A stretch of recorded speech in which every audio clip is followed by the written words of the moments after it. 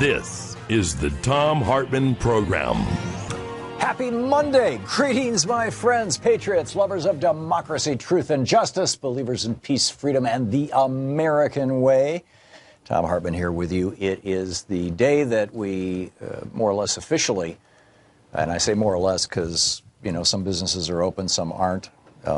Ours is, but we're here to honor Dr. King, the Reverend Dr. Martin Luther King, Jr.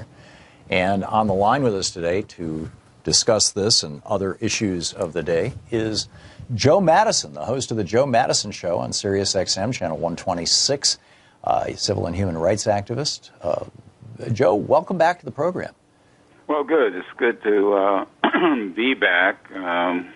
Sorry you're not here in Washington, but... well, given the weather. What I don't. Yeah, it's been nice and sunny here in the 50s. These people here, it gets below 30 and 2 inches of snow, and everything shuts down. But But it's always good. I'm always listening though.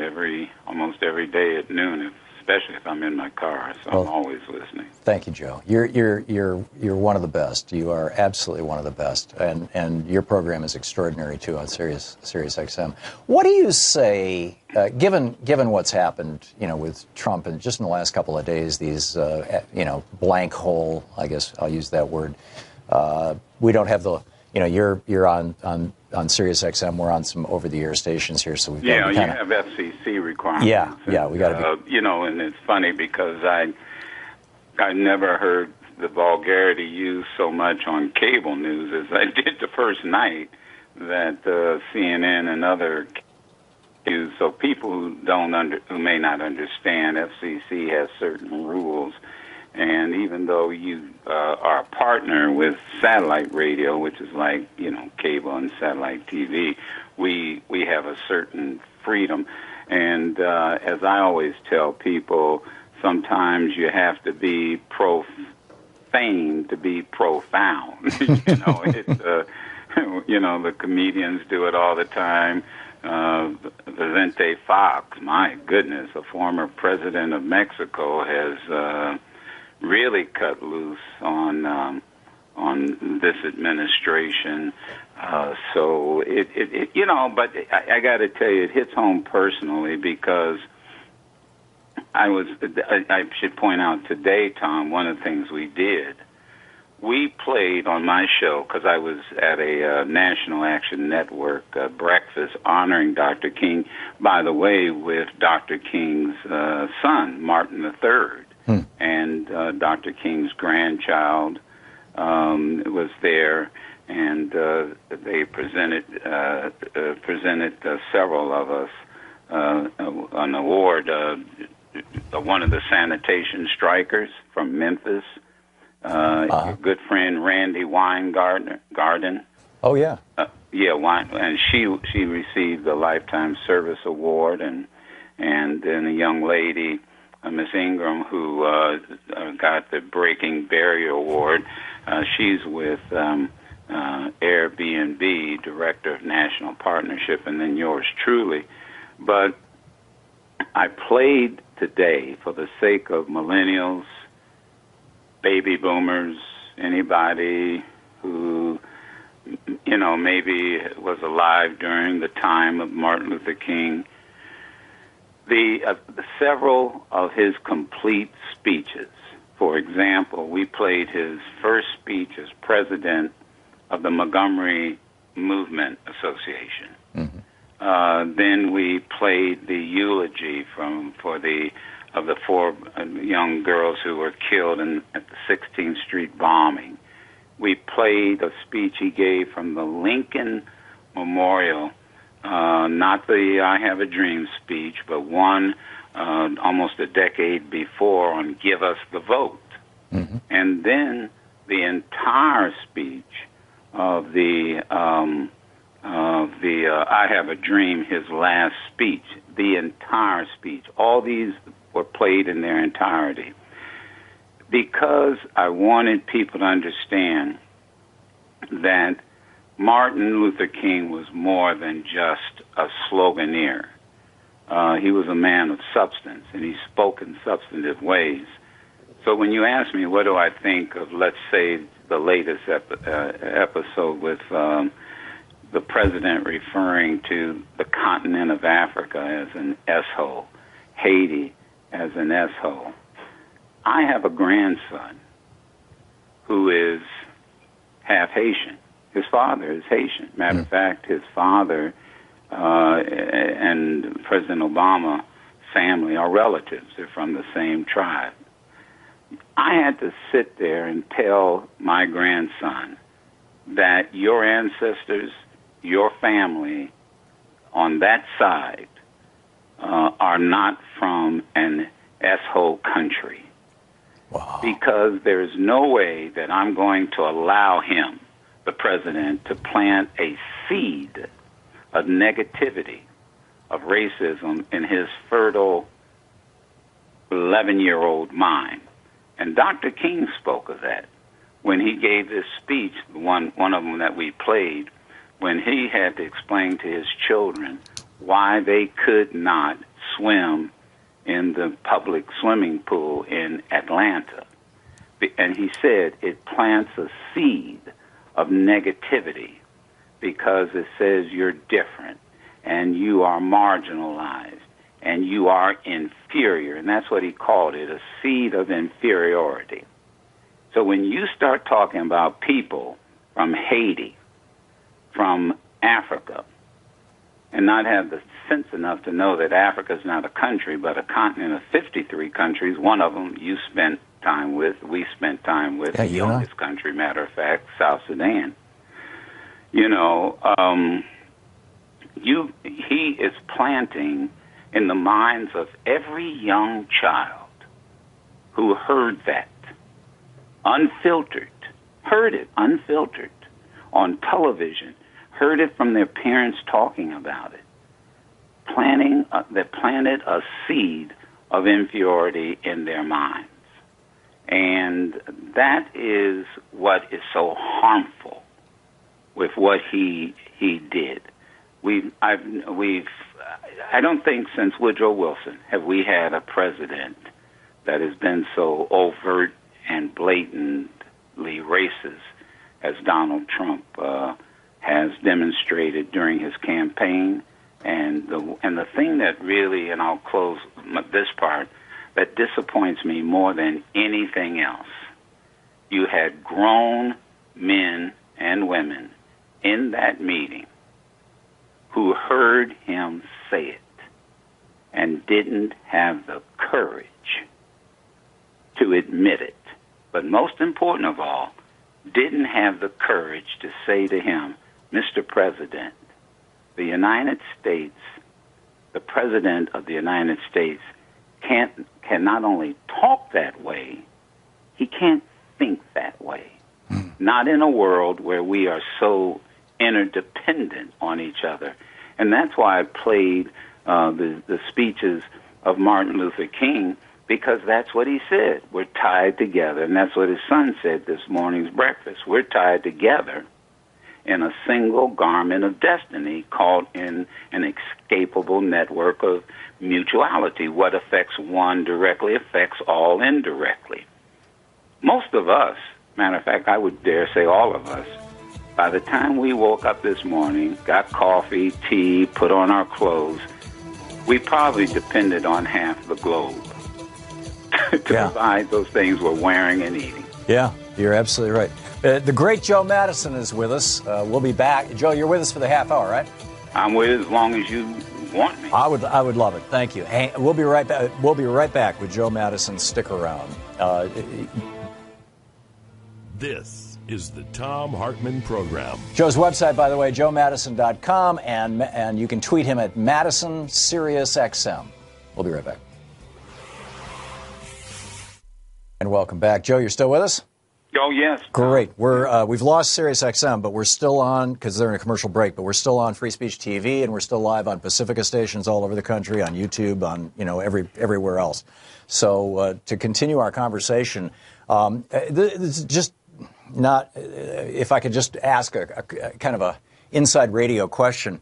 Back I don't know, 8, 10, 12 years ago, back early on in this show, I played a fairly long clip of, well, actually, a minute or two. It wasn't that long, come to think of it, of Martin Luther King on the program, and was contacted by a lawyer saying, you're in violation of the King family copyright.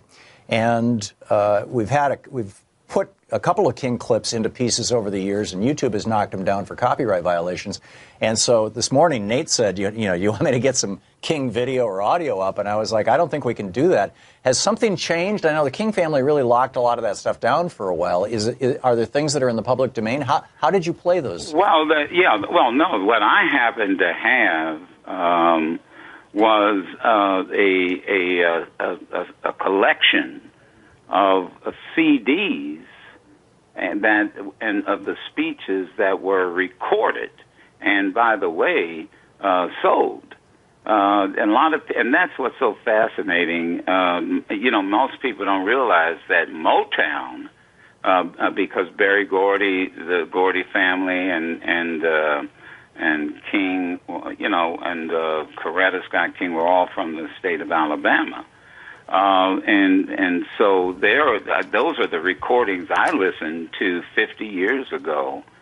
And they're out there. I mean, you can walk into a vinyl record store, and get an album, of the I Have a Dream speech. By the way, one of the first times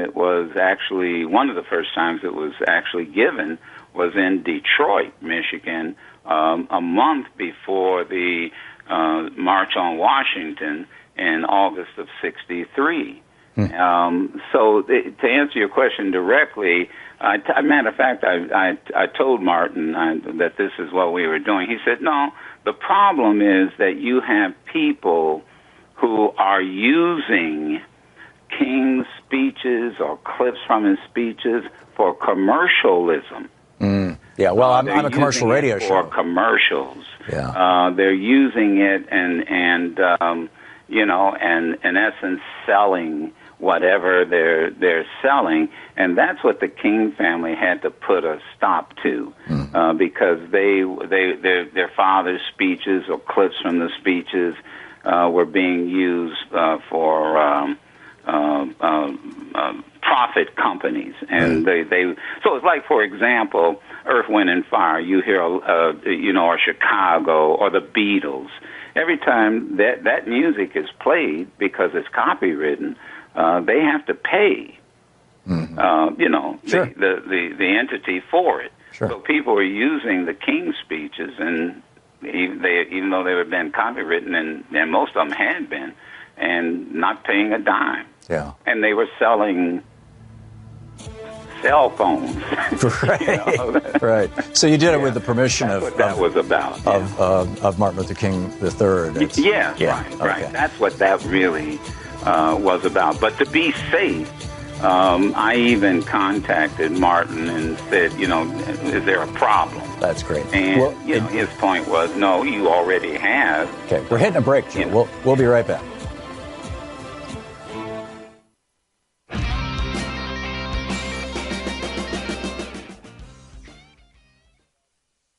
Martin Luther King's dream, and Joe, to what extent?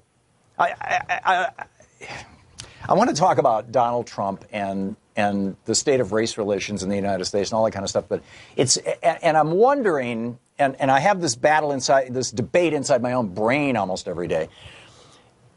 As Trump does these absurd and obscene things, and they're not limited to race, but certainly that's at the top of the list, I think. I'm wondering if he has ripped off the mask. I mean, you've got all these so-called respectable Republicans. You mentioned Tom Cotton and David Perdue, who he didn't. Right. Yeah, he definitely didn't say that. First they didn't recall it.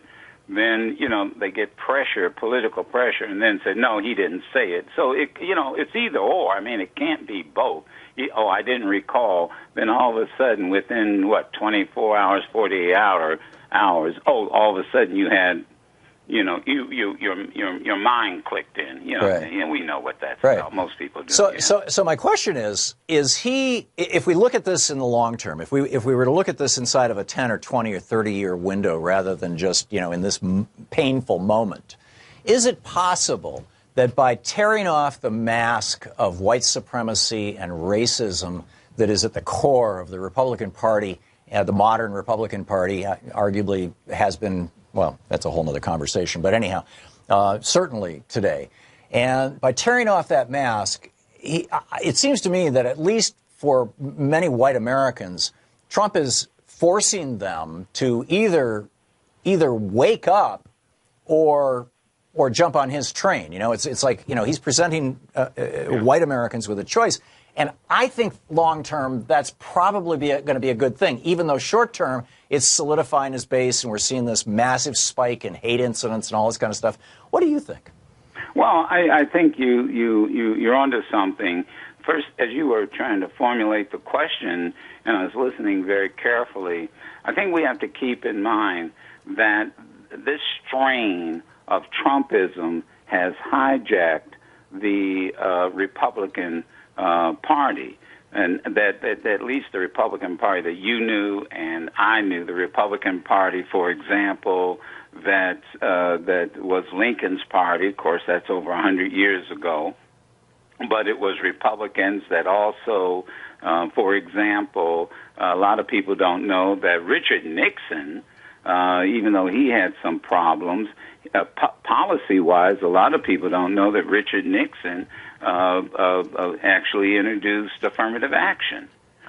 He had a great African-American working beside him named Arthur Fletcher, who was a good friend of mine since, but he was the father of affirmative action, and it was a public policy issue. But the reality is that we should not. I'm not surprised anymore, and I'm not going to act surprised on what Donald Trump says or really what he does. He did that during the campaign. We kept telling people, at least I know you did, and on my show I did, and my audience did, we recognized the dog whistle. We recognized what he was and what he had been. I must tell you, Tom, I have never, and I think you probably would understand this too, I've never known or interviewed or seen interviewed a person who was racist who thought they were racist. Yep. If you notice that, they never, every now and then you get someone who says, so what, I'm a racist. But David Duke doesn't think he's a racist. You end up with the president saying men carrying tiki torches and telling Jews, they're not going to take over and the rest of you can go back. We all know that that's racist. There are those in the Republican Party. I know them. I talk with them.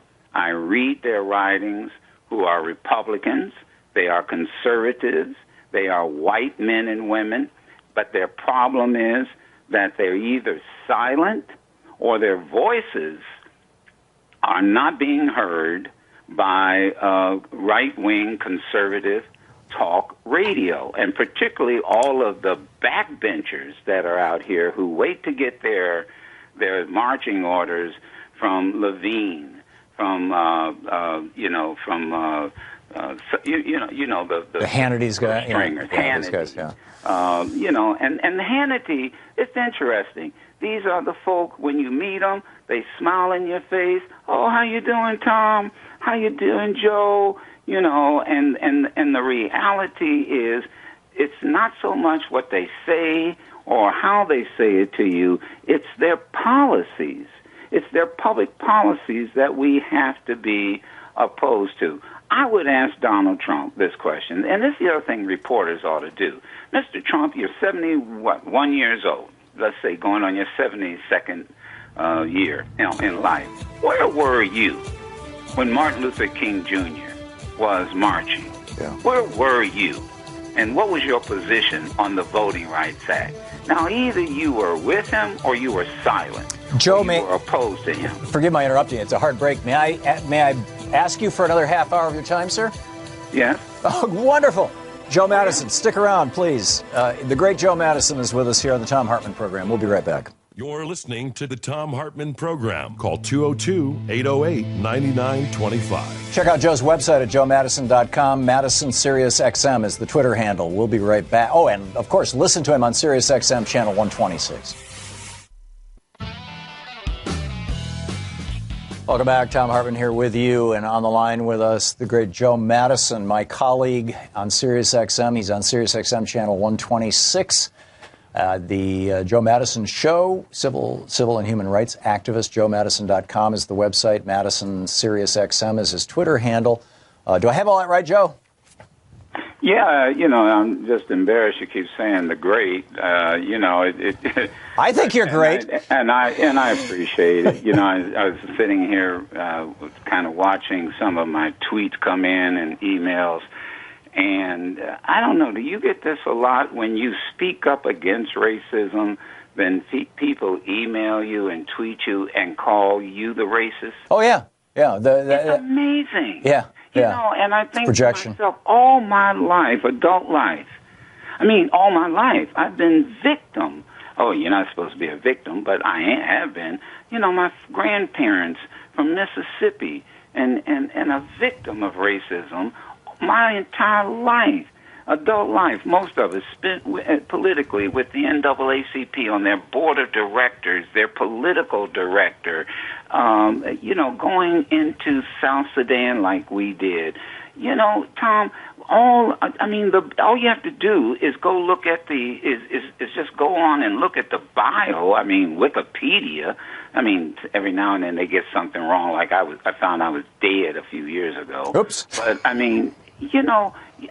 there's nothing there but fighting racism. And then you get folk who sit up here and then accuse you of being a racist when there's nothing in your background. Yeah. That speaks of special privilege or exploitation. Hell, man, I haven't exploited white people. Matter of fact, it's been just the opposite, and it just angers me. But we're in that kind of, I guess that type of society. I don't know. Someone called it what's the term they use? Cognitive dissonance. Mm-hmm. Yep. Yeah. Well, I can tell you that if that's a lot of that's going around. Oh yeah. Well, as a white kid who grew up in the 50s. When I grew up in a lower middle class white suburb of Lansing, Michigan, and I did not meet a black person until I was probably 12, 13 years old. Yeah. But the pictures that I saw of black people, what I understood of black people on television was Amos and Andy. It was these cartoons with these minstrel-like black people in them, the old Warner Brothers cartoons and whatnot. All of these stereotypes basically presented the notion that the white race was superior to the black race, and that imprints. I got to tell you, Joe, that imprints on young white people, and it's a hell of a job to extract that crap out of the deep recesses of your psyche. So let me, Tom, put this in the words that I have used for the last 10 years that nobody wants. I'm probably going to have to, write it in stone. And here's what I say. And this, in essence, is exactly what you just said. In America, and matter of fact, you can say globally, but in America, we are culturally conditioned to believe that white is superior and black is inferior. And the manifestation of that cultural conditioning is that black people in this country and globally are undervalued, underestimated, and marginalized. Now, I don't care who's listening to your show. They cannot deny that. Matter of fact, black people sometimes, often, because of cultural conditioning, believe and accept their own inferiority. I mean, we are all culturally conditioned, and what you just said is so true. Culture is the most difficult thing to change in human beings. I don't care where you live or what you do. It is the most difficult. Like, for example, when Donald Trump said, and you proved the point, when Donald Trump said these S-holes countries, Haiti and Africa, the continent of Africa, what was the first defense that folks said? Number one, this will play great in his base because they're culturally conditioned to believe that. Number two, what was the second thing they said? This is how people talk at bars, at family dinners. Well, let me tell you something. And then I end up at a dinner where there's a former attorney general, a 4-star African-American general who is a nuclear scientist who went to a historically black college, Howard University, who was in charge of nuclear weapons. And if I would say that to people, they would say, "Oh no, that's not true." It is. You hit it, and we need to just be honest about this. But it's extremely difficult. Culture changes. I mean, we have changed. The reason black folk couldn't marry white folk, wouldn't marry black people, is because they believed they were inferior. And it took law, it took social, it took laws to change it. It took public policy to change.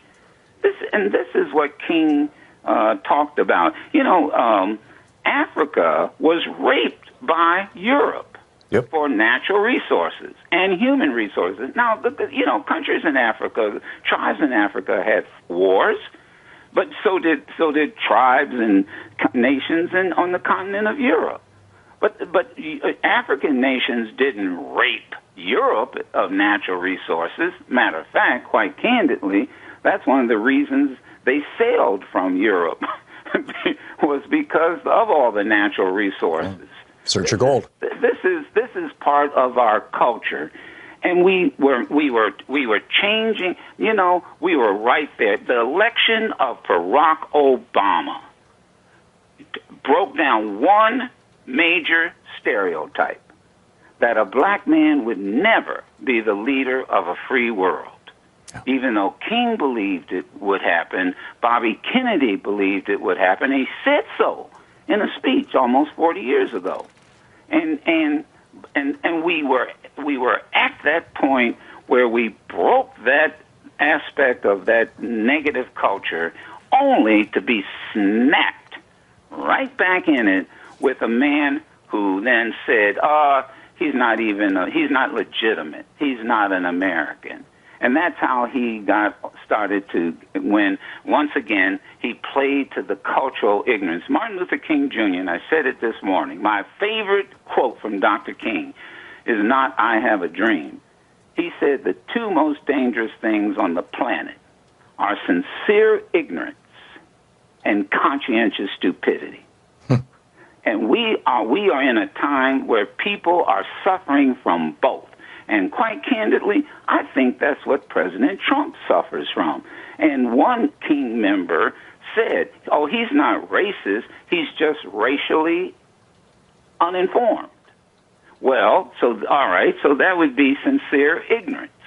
But there are times when he has been conscientiously stupid, such as when it came to the birth certificate, such as when it came to not accepting the fact that the Central Park Five were innocent, and even doubling down on it.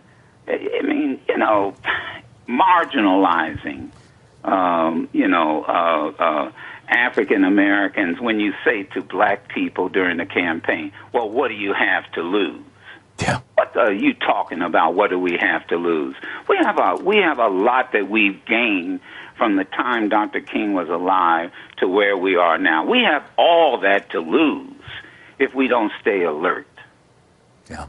The Donald Trump's quotes are being cited as evidence of racism, where he specifically speaks of race. I'm concerned about all the times he says he believes in the racehorse theory of genetics, which is that some people are genetically superior to others. That's the core of this whole problem. Right. That's the whole genetics. That's exact. This is Woodrow Wilson.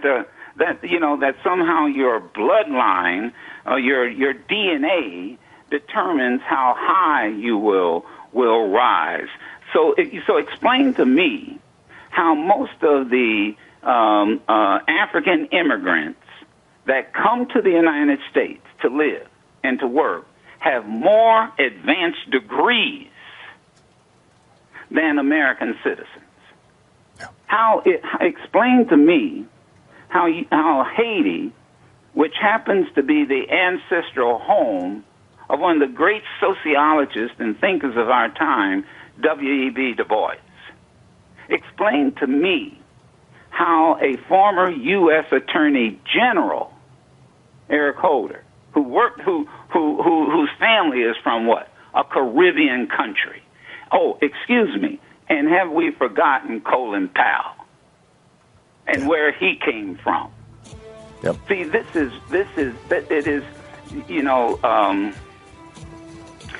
then somebody said, well, he's not, one of the King family members said, well, he's not racist in the traditional sense. Now, stop for a moment. We're hitting a break here. Joe Madison is with us, my colleague on Sirius XM, and we will be right back with more of our conversation with Joe here on Martin Luther King Day. You're listening to Thom Hartmann. Visit ThomHartmann.com for audio and video archives. Right back. Check out joemadison.com, and you can tweet him at, where'd it go? At Madison Sirius XM. We'll be right back. And welcome back. Joe, we're in that kind of middle period that I was telling you about before. What is the state of Martin Luther King's dream? Joe? Yeah, I mean, I pause only because I'm trying to think of an answer. I thought maybe you didn't hear. I mean, first of all, I think we need to go back and put the slogan, I have a dream, aside and look at the totality of that speech. The reason they chose the Lincoln Memorial instead to stage that instead of the Washington Monument was because Lincoln had a dream. Lincoln had made a promise so that almost 100 years later in King's speech, he said, if you listen to that speech, you wrote a check, and he says that you wrote a check for our freedom, you wrote a check for justice, you wrote a check for opportunity for former slaves who have now been freed. And when we went to cash that check, when we tried to get into colleges, when we tried to do banking, when we tried to own land, when we tried to be citizens, the check came back insufficient funds. That's why the Lincoln Memorial was chosen, and that was the essence of his speech. The I have a dream part was the climax to a sermon that, most Baptist preachers would engage in.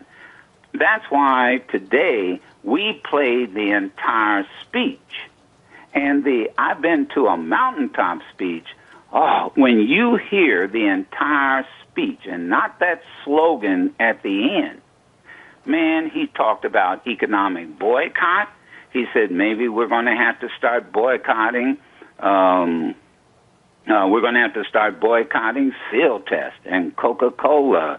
And remember why he was in Memphis. He was in Memphis to support working people. Like Martin III said today, Dr. King was talking about a livable wage over 50 years ago. Yep. 50 years ago. He brings it up in the speech. in Memphis. Here, we can't even talk about, we can't even get a $15 an hour wage. So I say to you, where the dream is, that for many, the dream has been, people are living the dream. The dream has been realized, but, and I know, and this is what Republicans love to say, oh, unemployment is among black folk, and you don't give the Trump credit. It's lower than it's ever have been. It didn't start with Trump. My goodness, this was this unemployment of the black community, and the Obama administration cut it in half. And it's like you can't tell people anything. How many African Americans? You mentioned Lansing. I'm from Detroit. How many black folk worked and got their opportunity to live the dream, working in the automotive industry, right? Yeah. Who saved the automotive industry? Yeah, it was Barack Obama. You're right. We're hitting a break here. We'll be right back. Joe Madison with us. Stick around.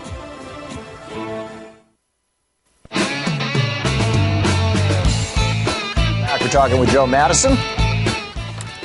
The Joe Madison Show on Sirius XM channel 126 is on from 6 to 10 a.m. And if you haven't checked Joe's show out before, please go out of your way to do so. He's absolutely brilliant. JoeMadison.com. You can tweet him at Madison Sirius XM. Joe, we're in the last 8 minutes here. This show is just flying by. To what extent do you see? How to organize this question? How do you, from what you're hearing from your listeners and what you're seeing and the folks that you know, what kind of awakening? I know on the hard right and the angry right and the racist right, there's an awakening. It's like, oh boy, we got our guy in, and we got our media and we got Fox and we got all this stuff. But what about the rest of the country? Even in this hard time, do you think that we're moving forward? Oh yes. I mean, the emphatic answer to that, the short answer is, of course, we are moving forward.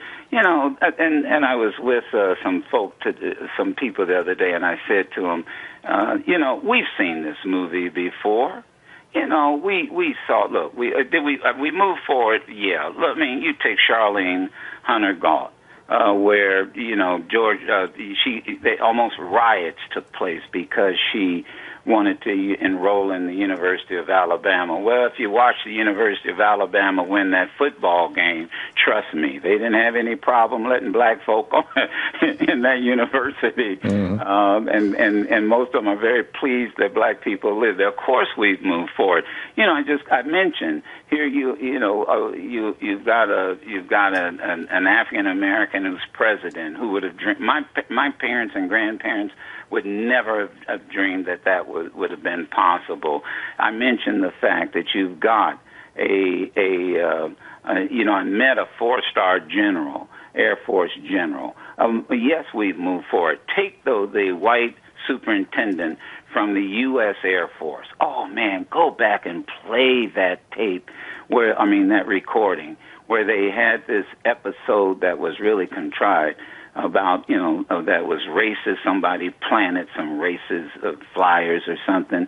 Would you have ever dreamt when you were growing up in Lansing that you would have had the superintendent of the United States Air Force bring all the cadets together and say, look, if you can't respect a person's different gender, you got to go. If you can't respect a person's different race, you got to go. And he went down that list.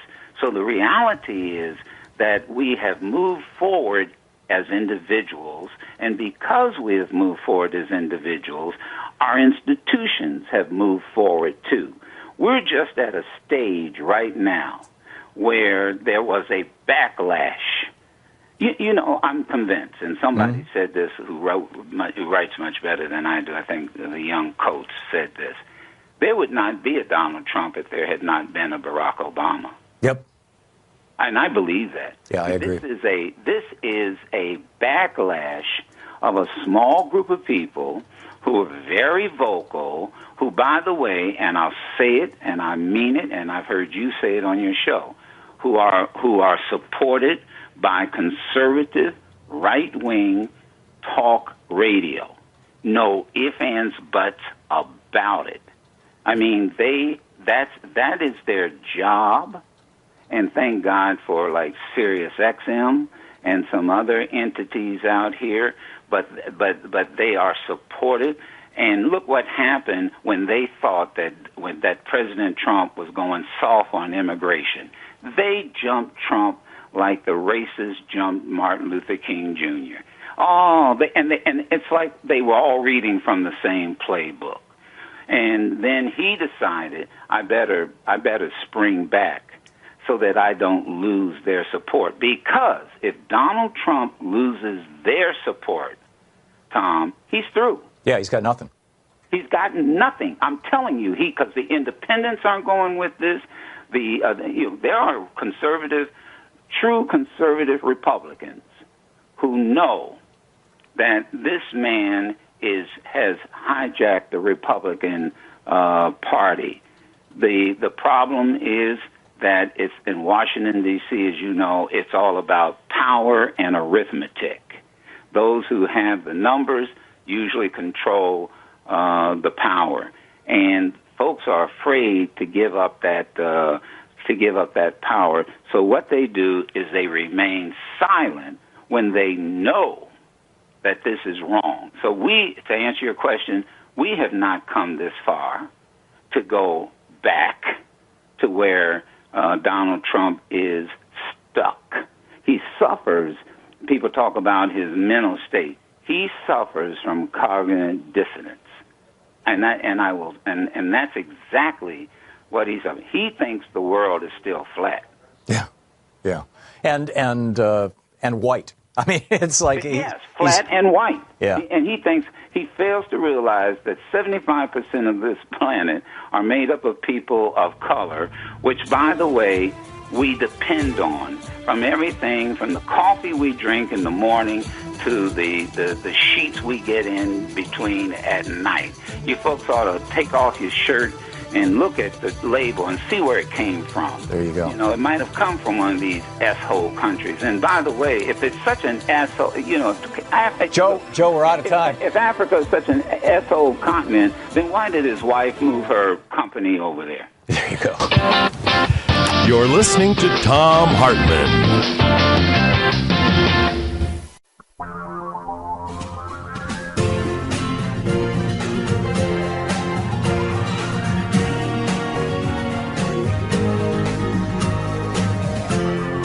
This is the Thom Hartmann Program. Welcome back. Thom Hartmann here with you. It's Martin Luther King Day. David Duke tweeted,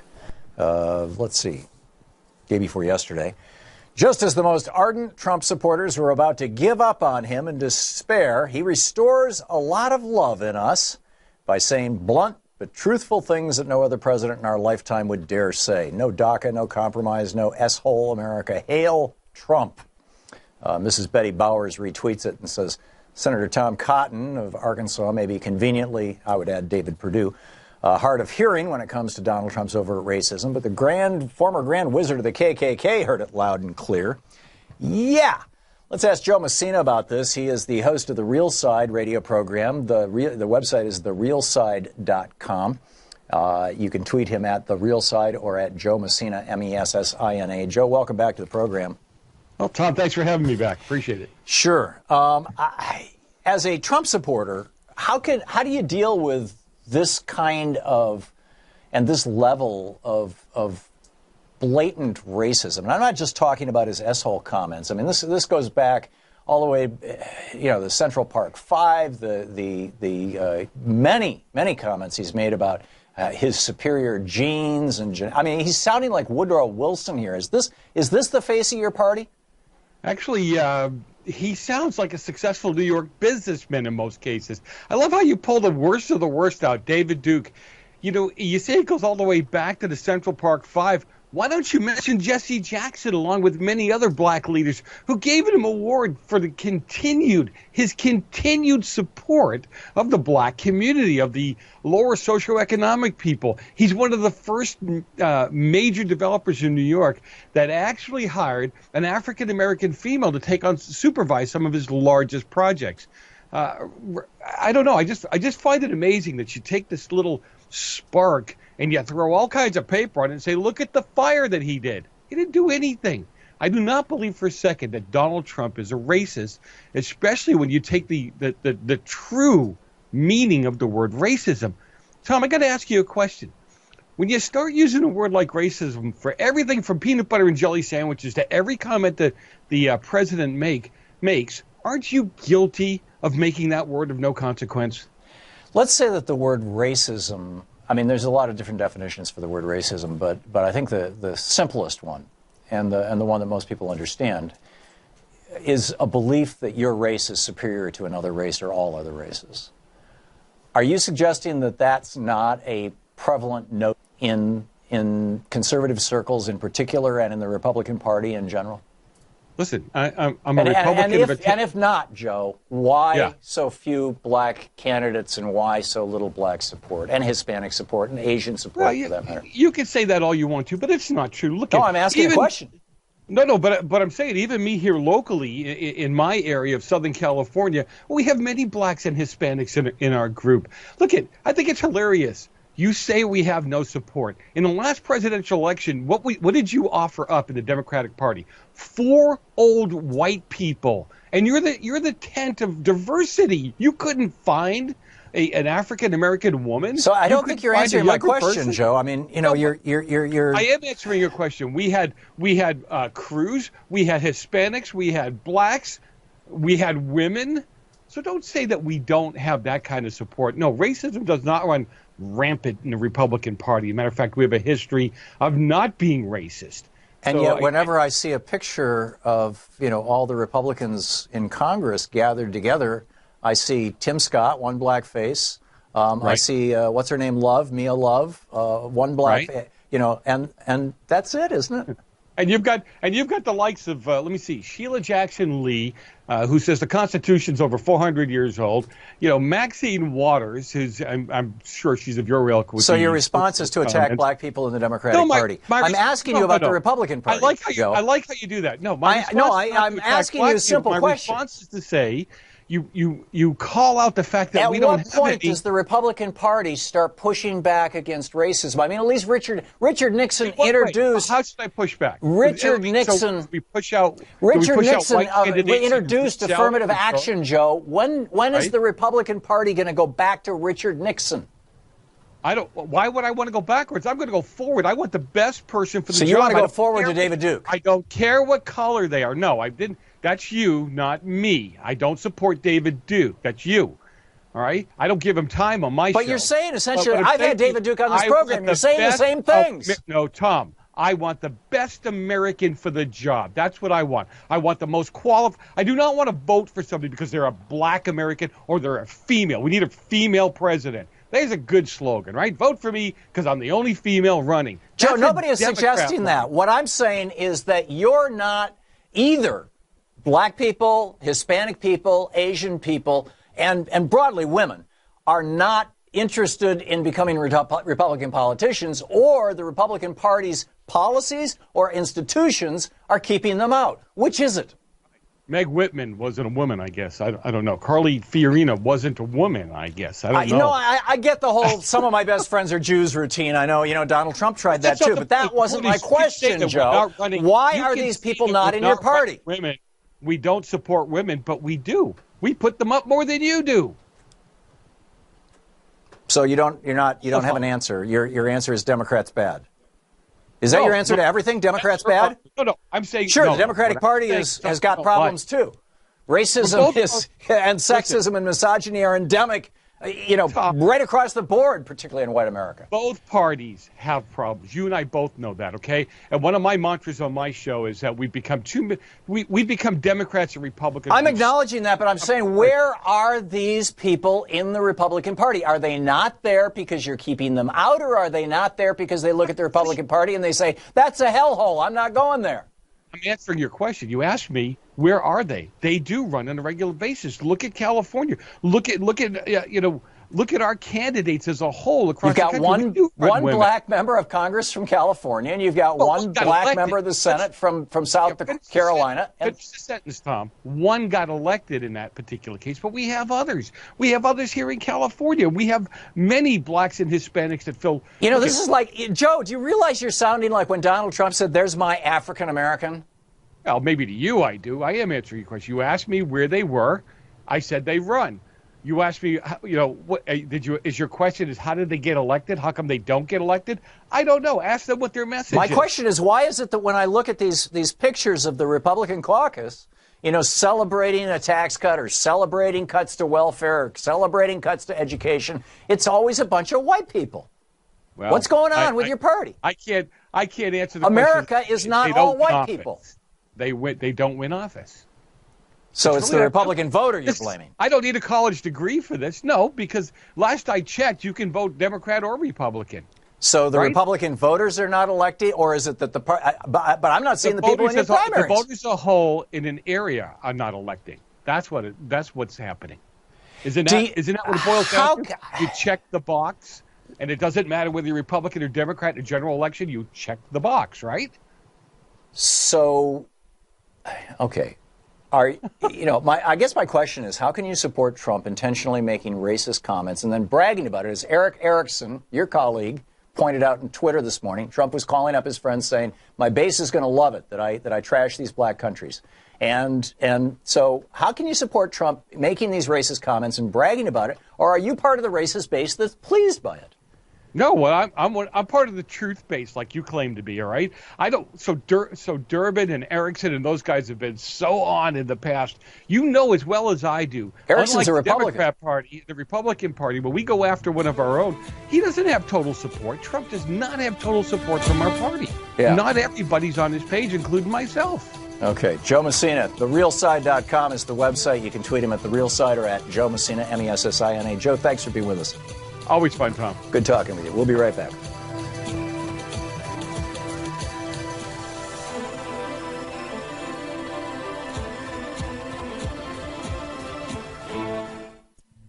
This is the Thom Hartmann Program. More of the news of the day. Your calls, finally. And, my thoughts on all the above. And welcome back. There's my mouse. John in Minneapolis. Hey, John, what's on your mind today? Yeah, as far as, what your topic is today, and then in light of, Martin Luther King's birthday, the commemoration of his life, I just wanted to say, his Poor People's Campaign is going to be continued by Reverend Barber. And he had a very interesting conversation, since he is a reverend, with a religious fundamentalist who made a very interesting comment. And he said that, in this comment, he said, we need to be converted, this Jonathan Wilson Hartgrove, we need to be converted from, I guess what he was admitting was a very hypocritical and decadent part of evangelicalism in the South, and that is the religion of whiteness to the religion of Christ, which is universal. And who also was not white. Right. He probably was very dark. He could have been even African descent. Many people in the Middle East are, because, of course, a good, portion of the Middle East is in Africa. But what I really wanted to talk about is this is a part of the problem of, I think, capitalism, of empire. This is how people are controlled. It was used by the British with their white man's burden in India. and it was used by us to, develop this country. And I think, Martin Luther King wanted to, bring that to the attention of people during his life, and I think he did make that understood to some people. He was a very devout Christian, but he realized how Christianity could be used to further ignorance and further hate toward other people. It's a very strong ideological tool that was used in the South. And it's still, unfortunately, it hadn't died with civil rights, even though the structure had changed within the South and people have made great strides. Culturally, it still lives in the hearts and minds of probably everyone, including myself, and we need to be freed of this. I think particularly religious people need to be concerned about it because it makes us hypocrites. But, it's a very hopeful in the sense that it's a tool that could be used to undermine what the brainwashing that a lot of people get within these churches in the South and in other parts of the country, even here, where people are told that the Republican Party is the party of God and the Democratic Party is the party of the devil. It's totally untrue. And, it was a very interesting conversation that Dr. Barber had with this Jonathan Wilson Hartgrove.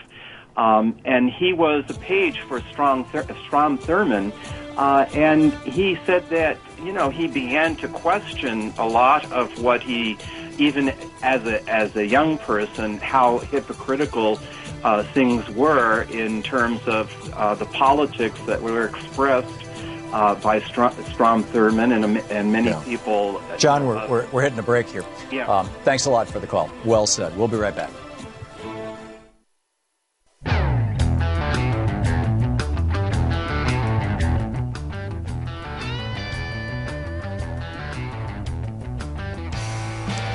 Welcome back. Boy, what a day. Our quote for the day is from Sir Edmund Burke, the British late 17th century, 18th century, the late 18th century conservative. The only thing necessary for the triumph of evil, Sir Edmund Burke said, is for good men to do nothing. Remarkable. And so what's happening with these so-called good men? Well, according to Tom Cotton, Trump never said that. And according to David Perdue, these sniveling cowards, Trump never said that. We just have to suck up to him, Oh, how sad. I mean, it really, really, really is sad. Some quotes from Dr. Martin Luther King. Freedom is never voluntarily given by the oppressor. It must be demanded by the oppressed, from his letter from a Birmingham city jail. The question is not whether will we be extremists, but what kind of extremists will we be? Will we be extremists for hate or for love? From that same letter. And he said, the Negro's great stumbling block in his stride toward freedom is not the White Citizens Council or the KKK, but the white moderate. And in fact, this is from his Birmingham jail letter. I just want to share, I'm going to read a fair amount of this. It's absolutely brilliant. He said, we know through painful experience that freedom is never voluntarily given by the oppressor. It must be demanded by the oppressed. For years now, I've heard the word wait. It rings in the ear of every Negro with piercing familiarity. This wait has almost always meant never. We have waited for more than 340 years for our constitutional and God-given rights. The nations of Asia and Africa are moving with jet-like speed toward gaining political independence, but we still creep at horse and buggy pace toward gaining a cup of coffee at a lunch counter. Perhaps it is easy for those who have never felt the stinging darts of segregation to say, wait. But when you've seen vicious mobs lynch your mothers and fathers at will and drown your brothers and sisters at whim, when you've seen hate-filled policemen curse, kick, or even kill your black brothers and sisters, when you see the vast majority of your 20 million Negro brothers smothering in an airtight cage of poverty in the midst of an affluent society? When you suddenly find your tongue twisted and your speech stammering as you try to explain to your 6-year-old daughter why she can't go to the public amusement park that has just been advertised on television, and see tears welling up in her eyes when she's told that Funtown is closed to colored children, and see ominous clouds of inferiority beginning to form in her little mental sky, and see her beginning to distort her personality by developing an unconscious bitterness toward white people. When you have to concoct an answer for your 5-year-old son who is asking, "Daddy, why do white people treat colored people so mean?" When you take a cross-country drive and find it necessary to sleep night after night in the uncomfortable corners of your automobile because no motel will accept you. When you are humiliated day in and day out by nagging signs reading white and colored. When your first name becomes the N-word. Your middle name becomes boy, however old you are, and your last name becomes John, and your wife and mother are never given the respected title Mrs. When you are harried day by day and haunted by night by the fact that you are a Negro, living constantly at tiptoe stance, never quite knowing what to expect next, and are plagued with inner fears and outer resentments. When you are forever fighting a degenerating sense of nobodiness, then you will understand why we find it difficult to wait. I must confess that over the past few years, I have been gravely disappointed with the white moderate. I have almost reached the regrettable conclusion that the Negro's great stumbling block in his stride toward freedom is not the White Citizens Council or the Ku Klux Klaner, but the white moderate, who is more devoted to order than to justice, who constantly says, "I agree with you in the goal you seek, but I cannot agree with your methods of direct action," who paternalistically believes you can set the timetable for another man's freedom, who lives by a mythical concept of time, and who constantly advises the Negro to wait for a more convenient season. Shallow understanding from people of goodwill is more frustrating than absolute misunderstanding from people of ill will. Lukewarm acceptance, it's much more bewildering than outright rejection. Excerpts from Martin Luther King's, and I encourage you to read the entire letter. It's easily available all over the place online, from Martin Luther King, the Reverend Dr. Martin Luther King's letter from a Birmingham jail. It's extraordinary. Jay in Denver, Colorado. Hey, Jay. Oh, hey, Jay. We have 20 seconds. Jay, hold on. I'm going to get back to you in just a second. But it is Martin Luther King Day. The speech. He was arrested on April 12, 1963, for violating Alabama's laws against, quote, mass public demonstrations. And they threw him in jail in Birmingham, Alabama. And the day after his arrest, this is from Deneen L. Brown in today's Washington Post, the day after his arrest, 8 prominent white clergy members placed an ad in the Birmingham News accusing King of being an outside agitator whose demonstrations were, quote, unwise and untimely, which is what provoked the letter from a Birmingham jail. It's absolutely brilliant. There are elections tomorrow. I'll tell you about that after the break, and we'll pick up your calls. You're listening to the Thom Hartmann Program. Call 202-808-9925. Live in Wisconsin, Iowa, or South Carolina. Get ready to go to the polls tomorrow. There are elections. Things are happening. We'll be back.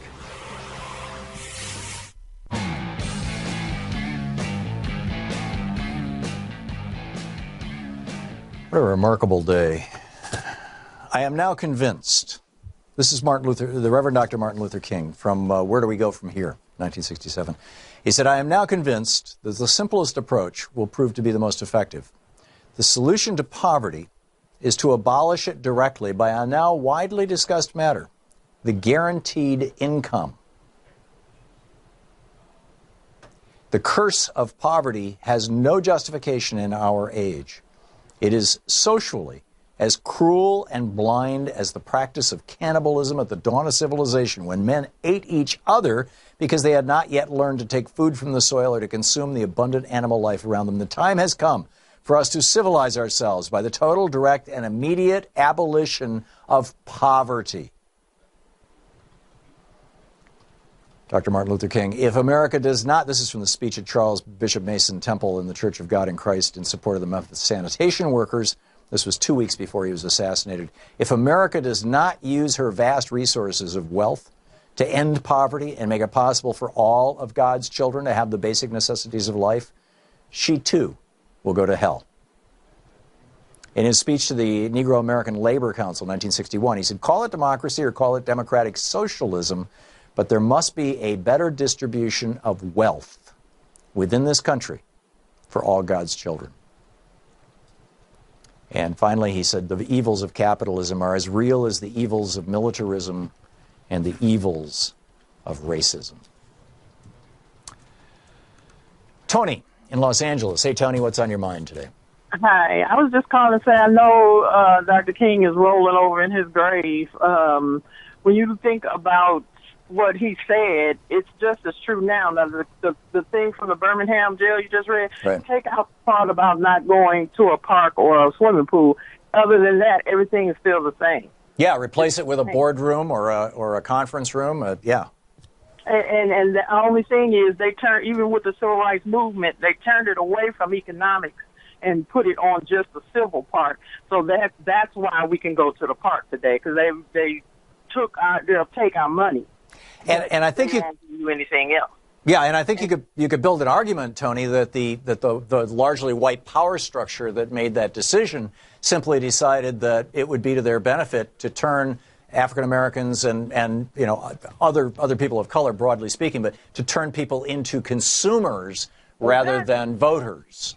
And that's exactly what they've done. And what we need to do, Tom, everybody needs to get off the BS. The bottom line is no, our race relations haven't changed, because 200-some girls can get kidnapped in Nigeria and nobody really does anything. One little white girl can come up missing in Bahamas or somewhere, and the whole world, changing their Facebook page profile and everything else. So, I'm sick of it. Now, I'm 56 years old, and I've seen quite a bit, even in my time, and we keep going over the same thing and nothing changes. And that's where Dr. King is true with the so-called liberal white person or whatever. Nothing's changed. You still benefiting from white racism and from white supremacy.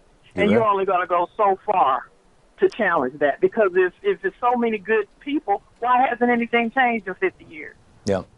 The man has been dead 50 years, and then not dead, he was assassinated. We need to quit this little pie in the sky, kumbaya. The man was shot in the throat and bled out, okay? Yeah. So why don't we everybody got to get off that stuff. Black people got to wake up. We need to keep all our stuff to ourselves. All this cultural appropriation that people are making money off of, we need to stop. And if we don't make the money off of it, you shouldn't have it. White people need to quit, saying, I hate this is happening, but they don't do anything about it. Well said, Johnny. I'm done. Okay, very well said. Great rant. Thank you very much. Great to hear from you. Michael in Raleigh, North Carolina. Hey, Michael, what's up? How you doing, Mr. Hartman? You got a great show. Thank you. Thank you, too, sir. I just want to make a comment and just say I see it a little different, and I don't want nobody listening to think I'm dumb. But I think that the relationships in America and the world, and I see you got to know the history of the world. They are great compared to how they used to be. We have made so many strides. You keep forgetting now. You got black millionaires. You got black people that own businesses. You got black colleges. But you also got black and white people that love and care and get along. And that's the part that you just read just a while ago. I'm going to make it quick about how the industry type people try to dominate the world and have military backing them. That's the problem. You see, that's why I don't like to get into the race thing. White people have done white people wrong. Black people have done black people wrong. The whole continent of Europe was destroyed. There was 1 million people killed in, I think, 90 days, not too long ago, in Rwanda. And it's happened in China. It's happened over the world. And so when they come to what Mr. Trump said, that's common sense that it was wrong, but you can't judge the whole entire system on what a few people do. We have had great strides, like people like you and a lot of other people. See, and I'm getting ready to get off. But most of the time, there's white men didn't have to do it, but they died for black folk. They fought for black folk. And white people and black people went to World War I and II and fought for white. It's a long history. But what I'm trying to say is I just see it as a great country, and people like you and other people, white and black, Indian and Chinese, makes the world a great place, and it'll be better, and we'll keep progressing. And I love you, and I thank you for letting me have a little speech on your show. Thank you, sir. Thank you, Michael. Hey, Michael, before you go? Yes, sir. You know, a lot of what you said kind of contradicts what Tony, I believe her name was, who was on just before you, was saying. It seems to me that the reality is sort of in between. You know, that yeah, we've made a lot of progress, but there are huge structural impediments that still exist, not the least of which is poverty, the result of institutional and structural racism. Would you agree with that? Yeah, and that's why I said what you said earlier about the industrial people that run that's in charge of stuff. They have a lot to do with that. But those same people, if they lose their stock and their money, and they were in that same situation, because remember now, World War II had showed if you can be high on your horse, but if you fall, you'll be begging and a line for food and everything. So it's like the human defect of evolution. We haven't evolved to love everybody yet. But compared to how it used to be, Mr. Tom, can't nobody say that we haven't made progress and be telling the truth. You got black brick home areas and black and white. I'm not going to divide the races because, like I said, white people have suffered just like black people have. All human beings have suffered under people, that want to make more money than other people. Like you just said. Yeah, if you listen to your show, it's a great learning. And poor whites have no friggin' idea. It's amazing. Michael, thank you for the call. Well said. Rudy in Atlanta. Hey, Rudy, what's up? Hey, Tom, how you doing? Good. What's on your mind? You asked Joe the question that has this country progressing now. I think we fell short in just one thing. White America has taken a step back. And the saddest part about it is they're going to pay for it. See, it's going to be something that money can't buy and a gun can't kill. Yeah. But, Rudy, I don't think that white America has taken a step back. I think what happened was the equivalent of walking into your kitchen in the evening in an old house, an old farmhouse or something, and putting a piece of cheese on the floor and turning the lights off and just sitting there and watching, and all of a sudden the mice start coming out. The mice were there all along, or the rats were there all along. Donald Trump just came along and put the cheese on the floor, and now all the white racists are coming out. I don't think that we've gone backwards. I think we're just seeing what was always there. Well, I mean, what you're basically saying is a matter of perspective. Yeah. Yeah, you're right. Tom, I don't say this with joy because we're human. Mm. And the thing about it is, like I say, Tom, white America is in a crossroad. Yeah.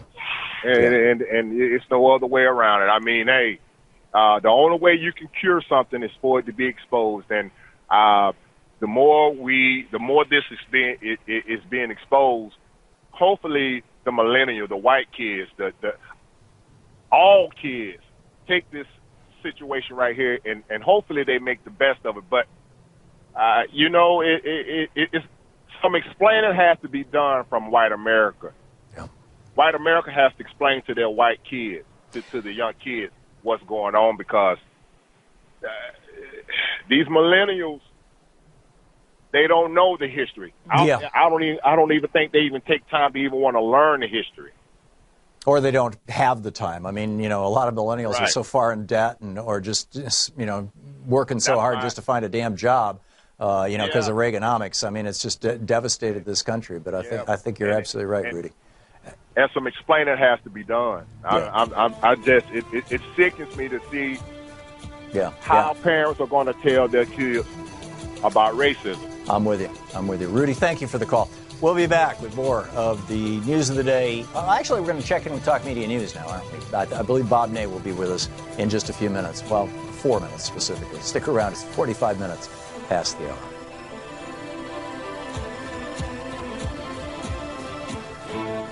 You're listening to Thom Hartmann. Visit thomhartmann.com for audio and video archives. We'll be back with more of your calls right after this.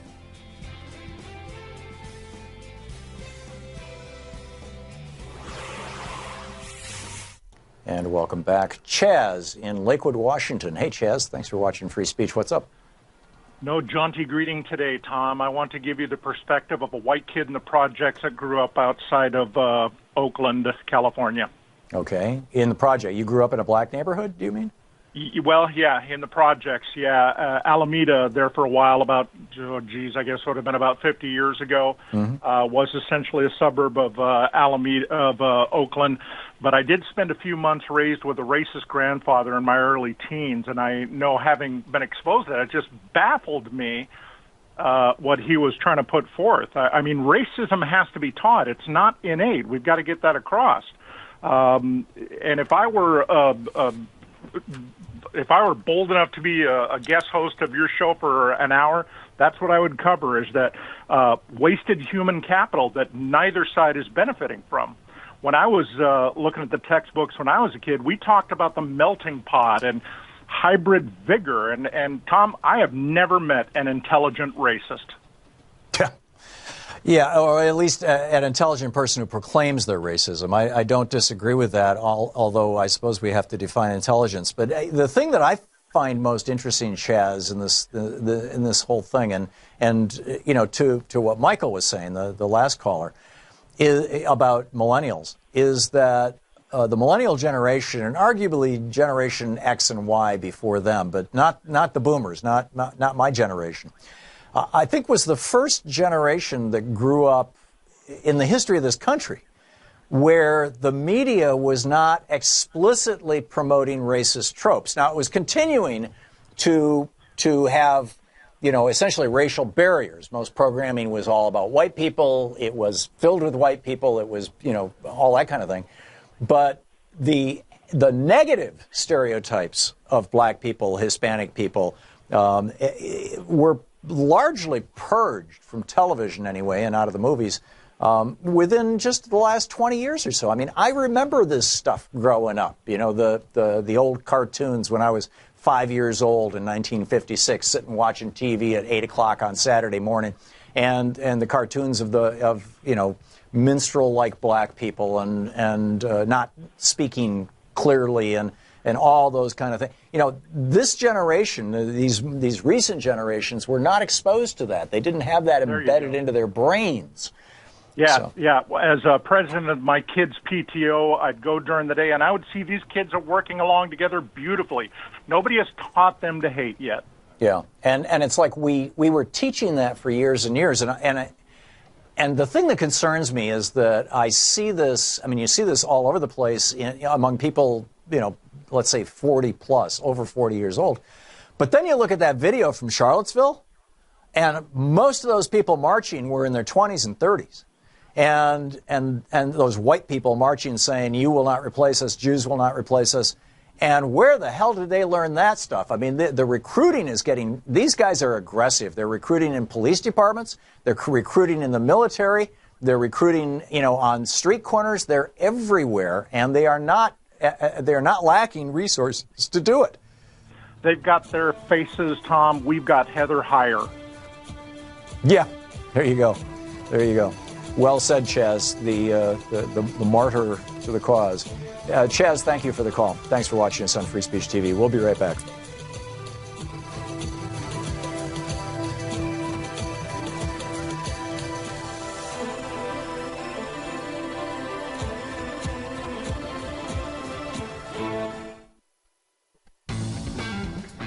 Hey, let's check in with Talk Media News Service and find out what's going on in the world today. This report brought to you by GoatsForTheOldGoat.com and Ellen Ratner's new book, Loving What You Do. On the line with us, the author of Sideswiped, a brilliant book that tells how Washington, D.C. really works, not to mention an extraordinary story of his life. Bob Ney, Congressman, welcome back to the program.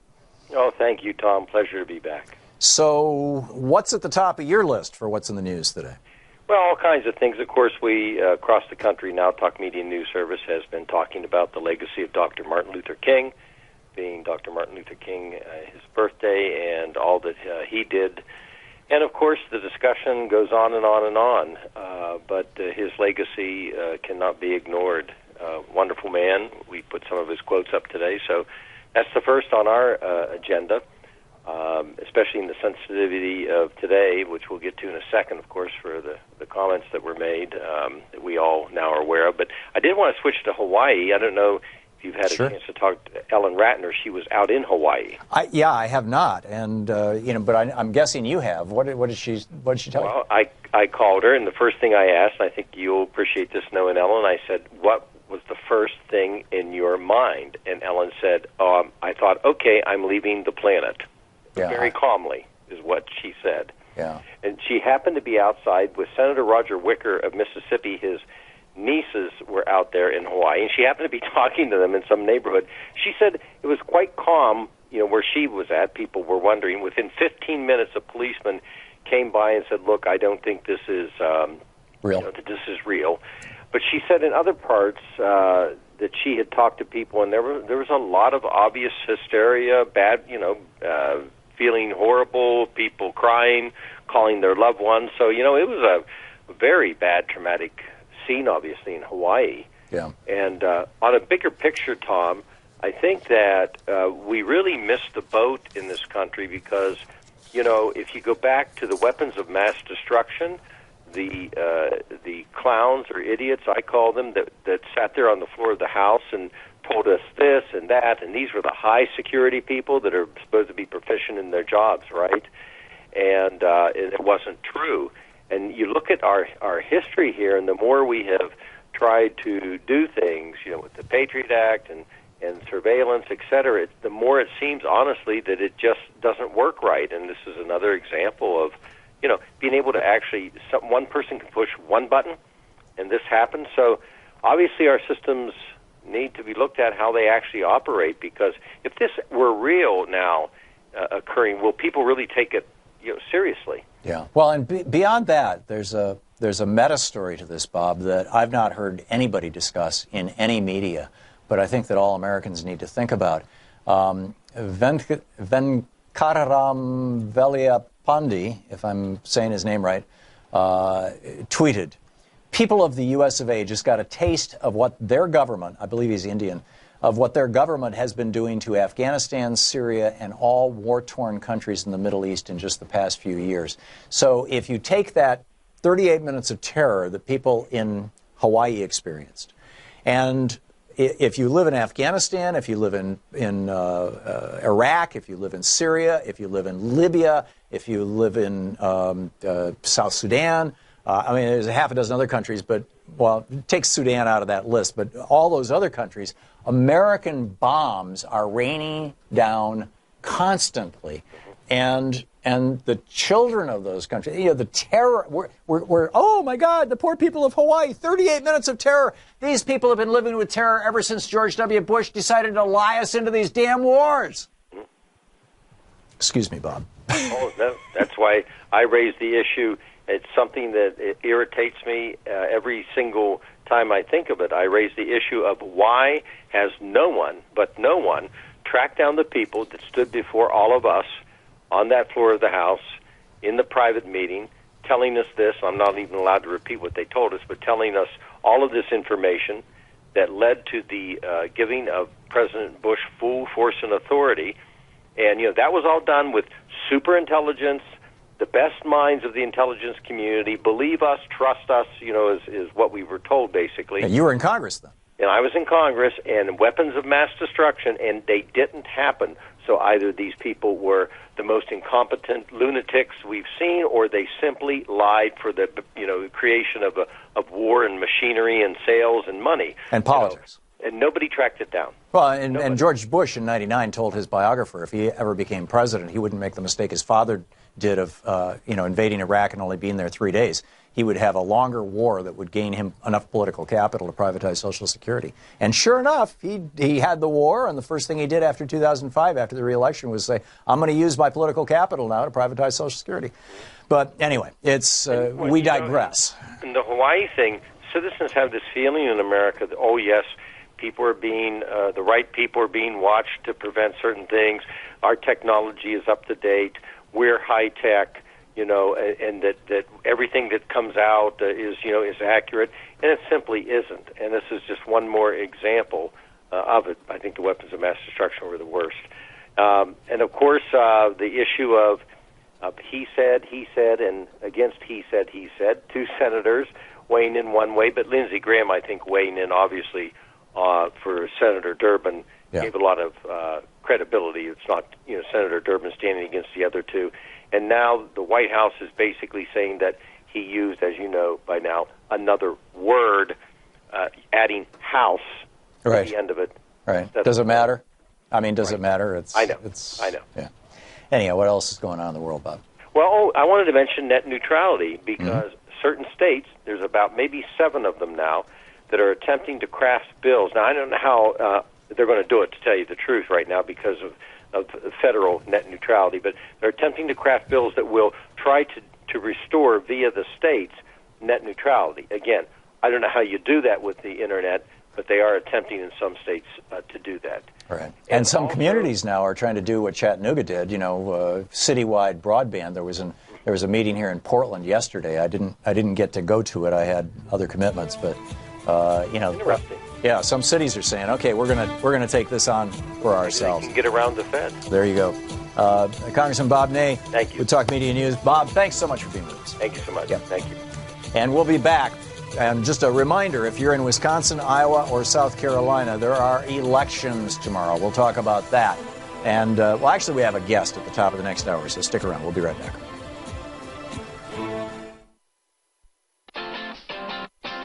You're listening to Thom Hartmann.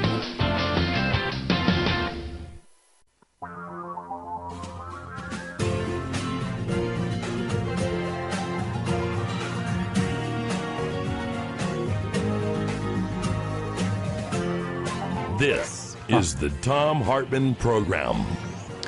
Welcome back. Thom Hartmann here with you. And having lost my one sheet, there we go. What a crazy day it is. Not a crazy day. It's actually a beautiful day in many ways. Wayne Pacelle is with us. He is the president and CEO of the Humane Society of the United States. HumaneSociety.org is the website. Wayne, welcome to the program. Thank you, Tom. Glad to be with you. So happy to have you with us. The Trump administration is blowing up the organic rules. Tell me about this.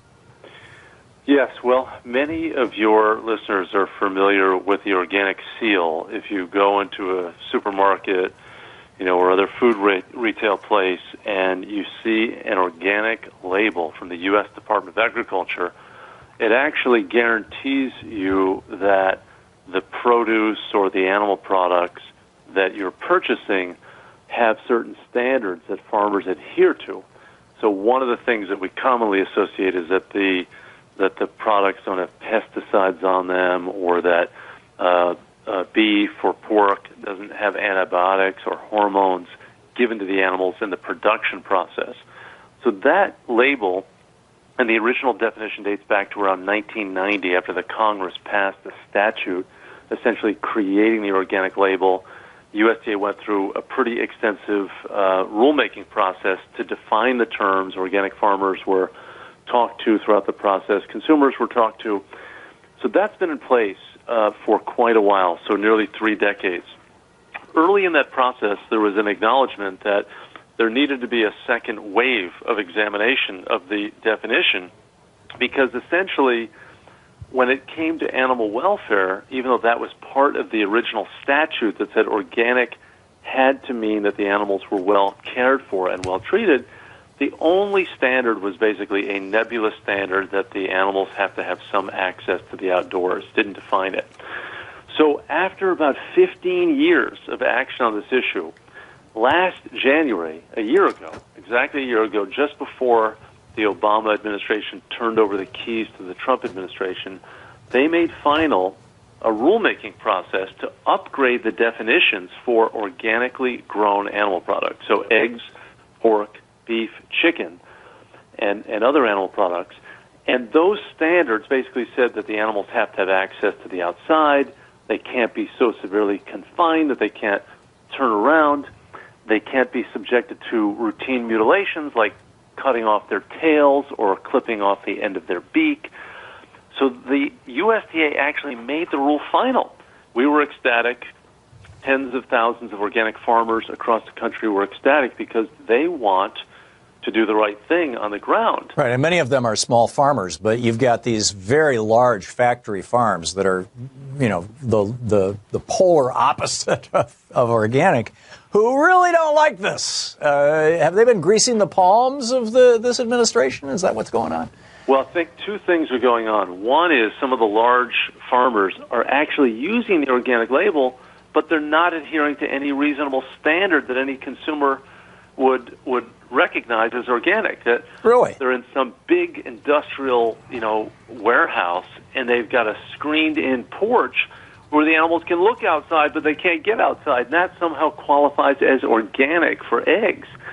So that's one element, that there are people who are trading on the organic label, but they're not adhering to any reasonable common sense standard. Second, a lot of these big factory farms don't like the fact that, organic means something more, that somehow, their conventional production systems, supposedly aren't up to snuff because now we have this organic standard and the animals can turn around, and they think, well, the heck with the animals. They don't need to turn around. It doesn't matter. You're just engaging in hocus pocus. So the combination of those things, immediately when the new USDA people took over, they started to subvert the rule, and now they want to entirely repeal it. So what can Americans do? What can our listeners and viewers do who would like to encourage our government to support the organic rule as opposed to the Trump administration? And I'm guessing probably a lot of Republicans in Congress who want to blow it up. Yeah, there are a number of people who want to blow it up because they are obedient to big agriculture. They basically have tried to have no standards in agriculture. You go on to one of these factory farms with pigs jammed into cages they can't turn around, or laying hens who are producing eggs are in a warehouse with 150,000 birds. 6 or 8 birds are jammed into a cage the size of a bread box. And that is the modern circumstance for billions of animals on factory farms right now. And the organic standards were the first time in federal law that we would enshrine any animal welfare standards. Big Ag has prevented any federal statute from being enacted to require minimum standards of care for animals on the farm. The only federal law related to farm animals of any consequence is the Humane Methods of Slaughter Act, which excludes poultry, chickens and turkeys, who represent 95% of all animals raised. But if it's pigs or it's cattle, they're supposed to be rendered insensible to pain prior to being killed. So that means, they're stunned before they're actually killed. At least that's a standard, but they have fought any animal welfare standards on the farm, which is where the animals spend 99% of their lives. Slaughter is just the final few minutes of their life. But if they're on the farm for 6 weeks or for 6 months or for 2 years, they should be treated humanely. This was the first attempt to have, for a subset of the animals in animal agriculture, to have some decent standard of care, and now Big Ag. And we're talking with Wayne Pacelle, the president and CEO of the Humane Society of the United States. What can individuals, what can I do? What can somebody listening right now? Is this a matter of call your congressperson? Is this a matter of call your senators? Is this a matter of leave a comment on the White House line? Does the USDA take feedback? Obviously, I would say go to humanesociety.org for more information and support the Humane Society. You guys are on this issue, but what else can we do? Great. Thank you for asking again, since I didn't answer you the first time. First thing to do is go to my blog. It's called A Humane Nation. I've got a form. It's a hot link on the end of my blog that describes the issue, and people can comment to the USDA, which is opened up a comment period before they take final action. Now, they've already signaled that they want to scuttle the rule, but let's show them with tens of thousands of Americans that we don't like their action. Second thing is absolutely contact your lawmakers in Congress, your 2 senators, your U.S. rep, and say that you want the organic label to mean something, and you don't want it to be dumped down so that factory farmers can sell products at organic level prices, but to short-circuit animal welfare. I mean, what's going on is a fraud. They're selling organically raised products at a higher price, but they're not adhering to the standards. Right. Right. So it's great stuff. Wayne, thank you very much for being with us. How do people find your blog real quick? They can Google a Humane Nation, or they can go to humanesociety.org, and then it's down in the lower right-hand side of our homepage, A Humane Nation. Great. Thank you so much. Wayne Pacelle, the president of the Humane Society, the president and CEO of the Humane Society of the United States, the website humanesociety.org. Great talking with you, Wayne. Just a quick reminder, we're just about to hit a break here, that there are 9, today, Martin Luther King Day, 9 current members of Congress who voted against creating a Martin Luther King Day. Orrin Hatch, Johnny Isakson, and John McCain in the Senate. And in the House of Representatives, Jim Sensenbrenner of Wisconsin, Hal Rogers of Kentucky, John Culberson of Texas, and Steve Scalise of Louisiana. All of them, of course, Republicans. We'll be back. Check out humanesociety.org for Wayne's work. We'll be back with more of the news of the day and your calls right after this. It is and I've got a couple of videos here of Donald Trump and interesting information on Chelsea Manning. So stick around. We'll be back. It's 15 minutes past the hour.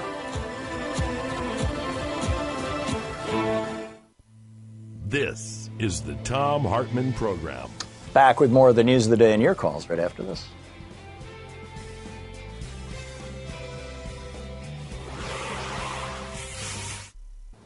And welcome back. James in Lindale, Texas. Hey, James, welcome to the program. What's on your mind? I want to say I disagree with is it Rudy or Rodney from earlier? Mm-hmm. I disagree with him about. Hello? Yeah, you're on the air. Let's before you disagree, let's restate what he said for somebody who might have just tuned in. What are you disagreeing with, James? About how blacks are, and I agree with more what the lady was saying about it hasn't changed. I don't see anything great that has happened. I just don't see where he's coming from in those terms. He's talking about black millionaires. Where? I mean, you're talking about athletes. You're talking about in entertainment, and even 90% of black athletes are broke in 7 years. So I don't think there's any real change, and it's either by hook or by crook that they lose all their money. But one way or another, there's no black internet millionaires. There's no billionaire off of Bitcoin or and stuff like that. There's no a Forbes guy out there who's black like that. So the doors are still closed in your experience and in your mind. Heck, man, it's shut because, like I say, again, especially with affirmative action, it was made for black people. Lyndon Baines Johnson said, he said in that speech whether he was at Morehouse or Howard University, that was for the descendants of slaves, black people. But now affirmative action, I've seen the guy on CNN where he's from India. He got affirmative action. Where did that come from? He lied about being black. Wow. The people who come from Africa over here can use affirmative action. That's not who it was made for. Right. It was made for the people of descendants of slaves. Yep. But everybody can get it now. White women can get it. Where's all this coming from? So I want to know where all these doors are opened up. I know a guy who's a master electrician, and he's a millionaire from a master electrician's point of view. Show me the same guy. Show me a black guy like that who has a master electrician and who's a millionaire. Please show me. And I'm not talking about because he has a company or anything like that. Yeah. I'm talking about he's a guy by himself who just hires people when he wants to go out there and make money because he's a master electrician. And I don't think we have that in our community. And descendants of slaves are just losing every day and just aren't real. You're realizing me, but we're not standing up for it. Again, if they shut the government down, again, over DACA for people who aren't even from here, we lost again. The black folks have lost again because nobody's talking about us for reparations or anything. But they damn sure are talking about DACA, and they're a little portion of the community, a little portion of America. Black folks make up a big portion of America, and we don't get nothing. So I don't know what Rodney's talking about or where he's been, and I told you a screen caller, man, I would love to talk to him one-on-one on your show, because he's missing it. I think he's missing a very big point of it all. Well, I think you just made your point really well, James. And do you, in your experience, you're in Texas, and Texas is notoriously racist. You know, it's part of the South. I mean, it's one of the states that fought the end of slavery vigorously. Do you think that there's a regionality to this? Do you think it's better in some places than others? I mean, significantly, consequentially, or is this in your mind nationwide? We've got about 10 seconds here, real quick. I say it's nationwide because, again, over the nation, if you even look at California, how many black folks are living in California anymore because they can't afford it? Yeah. I mean, this is easy. It's not. This isn't hard math. If you're living every day as a descendant of a slave, this ain't hard math. Yeah, it's just yeah. not. So that's a variation on gentrification. Yeah, I get what you're saying. James, thank you for the call. It's nice to hear from you. I appreciate the call, and thanks for watching Free Speech TV. We'll be back. It's 20 minutes past the hour.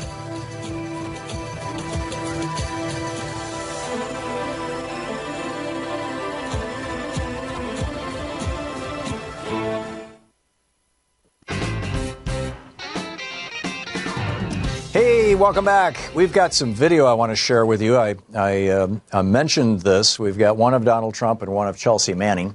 And let's pull up the Donald Trump. Shall we start out with that one, Nate? Yeah, let's start with Donald Trump. Okay, you ready to go? Give you 1 second. Okay. This is Donald Trump. This is, you know, if you ask a racist if they're a racist, unless they make their living being a racist, you know, the David Duke variety, they tend to say, no, I'm the least racist person you ever met. For example. No, I'm not a racist.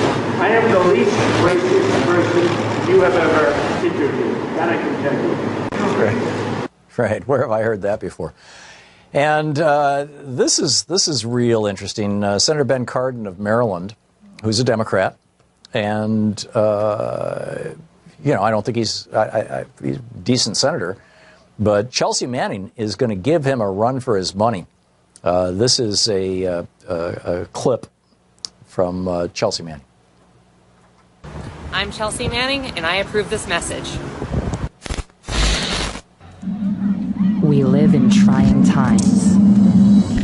Times of fear.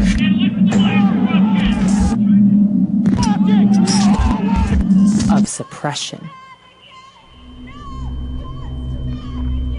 Of hate. We don't need more or better leaders. We need someone willing to fight. We need to stop asking them to give us our rights. They won't support us. They won't compromise. We need to stop expecting that our systems will somehow fix themselves. We need to actually take the reins of power from them. We need to challenge them at every level. We need to fix this. We don't need them anymore. We can do better. You're damn right we got this. Chelsea Manning's ad for the U.S. Senate. It's fascinating. And keep in mind, I mean, the thing about Chelsea Manning that blows my mind in terms of coverage, I mean, she's an extraordinary human being. But the thing that blows my mind is the wrong phrase, that disappoints me tremendously about the media coverage of Chelsea Manning is they, you know, when they reference her, they say the woman who leaked or the person who leaked classified information. Instead of pointing out that what provoked her to do this was this cockpit video of American helicopter gunners laughing and cheering as they were using machine guns to slaughter civilians and a Reuters reporter in Iraq. It was a war crime. It was a massive war crime committed by the United States of America that she exposed, and she went to prison for 7 years for. So that's not an endorsement, but it's going to make for a very, very, very, very interesting race. I have mentioned several times that there are elections coming up. The elections in Iowa, Wisconsin, and South Carolina. In Iowa, This is the State House District 6. If you are southeast of Sioux City along Highway 29 in Woodbury County, Rita DeJong is the Democratic candidate. And so if you're in Iowa, pay attention. If you're in South Carolina, State House District 99. These are local elections. These are state elections. Democratic candidate Cindy Boatwright is running for election in South Carolina in State House District 99. And there are two races in Wisconsin. The first is Patty Schachtner, and that's for State Senate District 10. And the second is for State Assembly District 58, and that's that's Dennis Degenhard. And he's running in the Jackson, West Bend, Allenton area, northwest of Milwaukee. And Patty Schachtner is running in the area of the District 10 that is northeast of Minneapolis. So if you're in Wisconsin, Iowa, or South Carolina, get ready. There are elections. Remarkable day. Corky in Rochester, New York. Hey, Corky, what's on your mind today?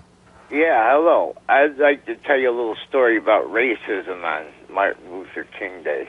Okay. It was before racism was even identified. My life was saved by a black doctor. And in those days, you didn't get preferences to get into medical school. This man was so smart that he went through and scored high. He saved my life. Mm-hmm. My mother took me to doctors, and they kept giving her phenobarbital. In those days, that was a painkiller for a baby. Mm-hmm. She finally got an appointment with this Dr. Lunsford. He's dead now. That's why I can give you his name. Mm-hmm. And I only give you things you can fact check. His name was Dr. Lunsford. He practiced in Rochester. Mm-hmm. She took me to him. He took one look at me and said, "Get that boy to the hospital. He's got the mumps that went inside." Oh. If you know what mumps are, they go inside. They swell up your lymph glands. I had mumps when I was a kid. Yeah. And the white doctor, he just kept giving me phenobarbital and sending me home. Whoa. If it wasn't for that Dr. Lunsford, I'd been dead. Okay. Great story, Corky. Thank you very much. Ellen in Hawaii. Hey, Ellen, what's on your mind? We have just a minute, Ellen, real quick. No Ellen? Apparently no Ellen. Let me just restate in the less than a minute that I have left here. These 9 members, this is from hillpress.org as we honor the legacy of Dr. Martin Luther King Jr. in the civil rights movement today. It's worth remembering that the campaign to honor Dr. King faced significant opposition from Republicans. Ronald Reagan was among the primary opponents to the bill creating a holiday honoring Dr. King, as were former Vice President Dick Cheney, who was in Congress at the time. He was in the House of Representatives, and former Texas Congressman Ron Paul. Former Senator Jesse Helms famously led a vigorous campaign against the holiday on the grounds that King was a, quote, communist sympathizer. And apparently, these people agreed with them. Steve Scalise, John Culbertson, Hal Rogers, Jim Sensenbrenner, Johnny Isaacson, Orrin Hatch, and John McCain. You're listening to the Thom Hartmann Program. Call 202-808-9925. Back with more of your calls right after this. Stick around.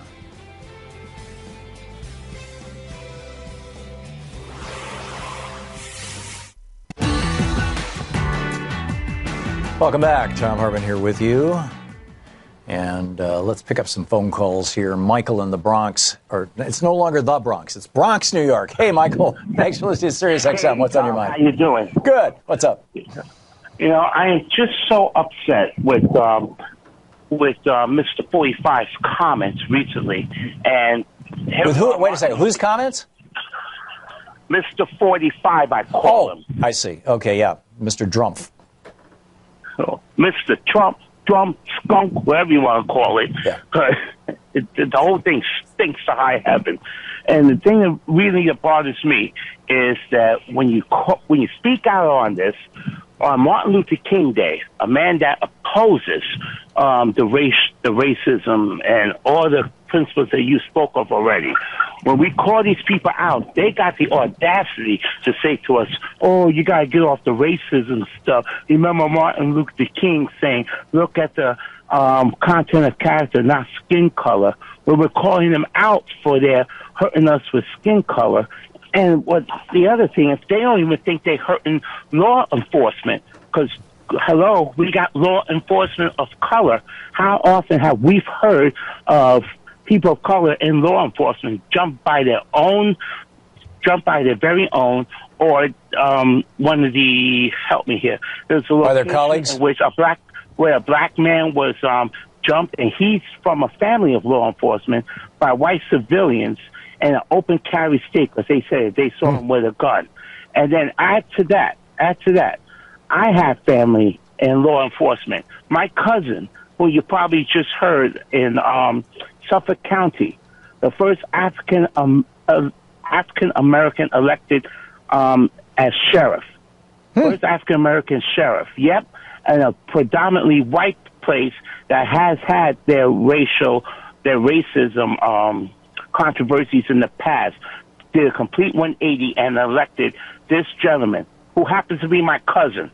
Oh, that's great. Congratulations, Michael. Just like, a majority white country elected Barack Obama as president of the United States twice. Thank you. And he is still the most respected politician in America. So the main message to these white racists is not all people of color are so evil, demented, or so bad as Trump has put it. And likewise, not all law enforcement is white. So a message to the racist right-wingers, get a freaking grip on reality and get off the reality TV. Okay, Michael, thank you very much. Terry in Chicago. Hey, Terry, what's on your mind today? Hi, Tom. Real quickly, on the same subject, we elected a black mayor, Harold Washington, and we had the city council, however, had 50 members, and 26 of them were old white men, and they completely voted this guy down whenever he couldn't do anything. And then we elected in 26th Ward Alderman Louis Gutierrez, who is not going to run for re-election in Congress. We're all wondering what he's up to. Yeah.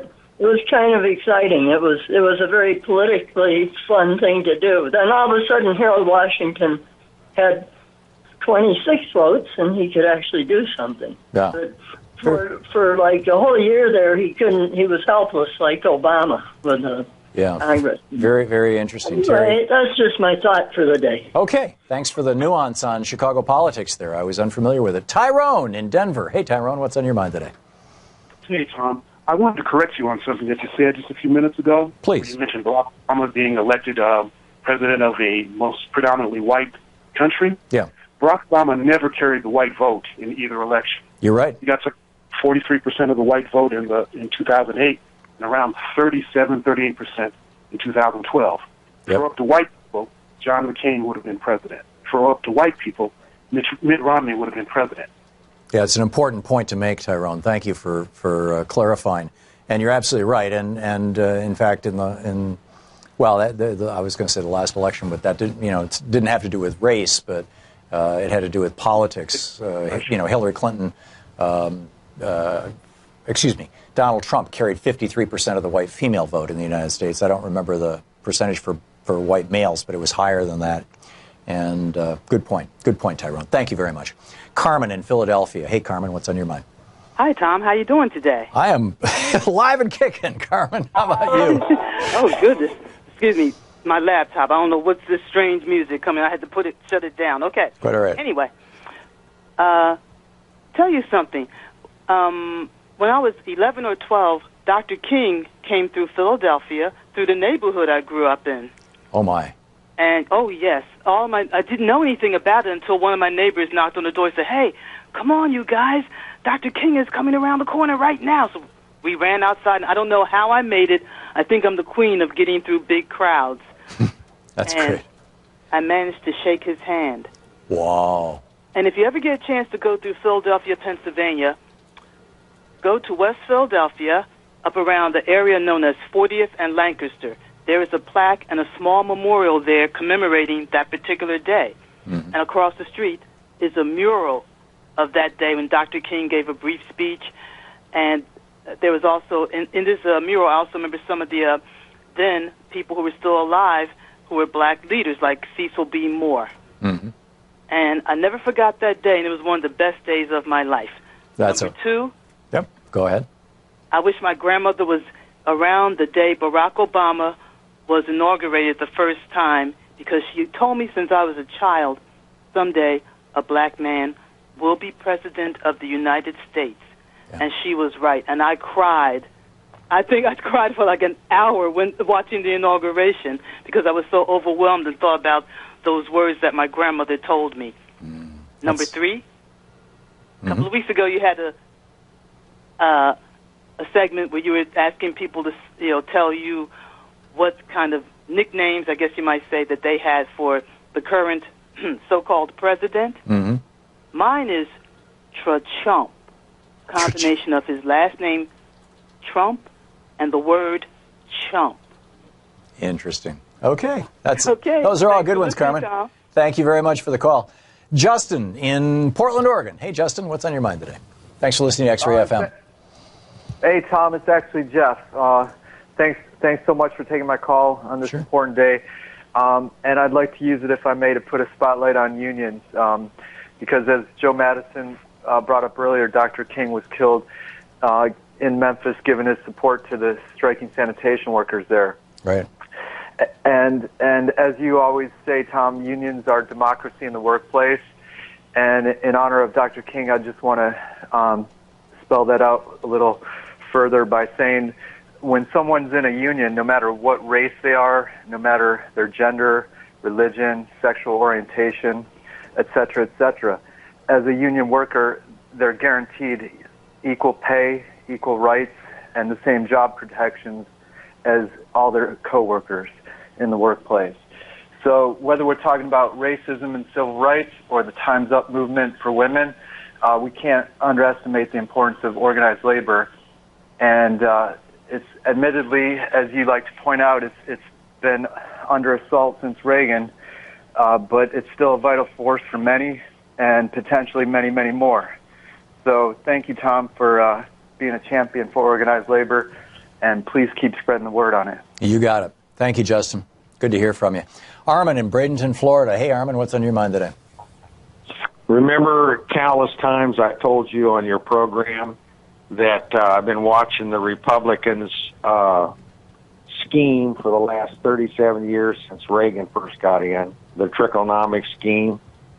And every time, go back and look in Congress, historically, in the last 37 years, every time the top 1% gets a capital gains cut or an income tax cut, every time, within months, usually a few months, the local, whether they're Democratic or Republican districts, governments, they always jack the property taxes up, the most regressive tax there is, to make up the difference.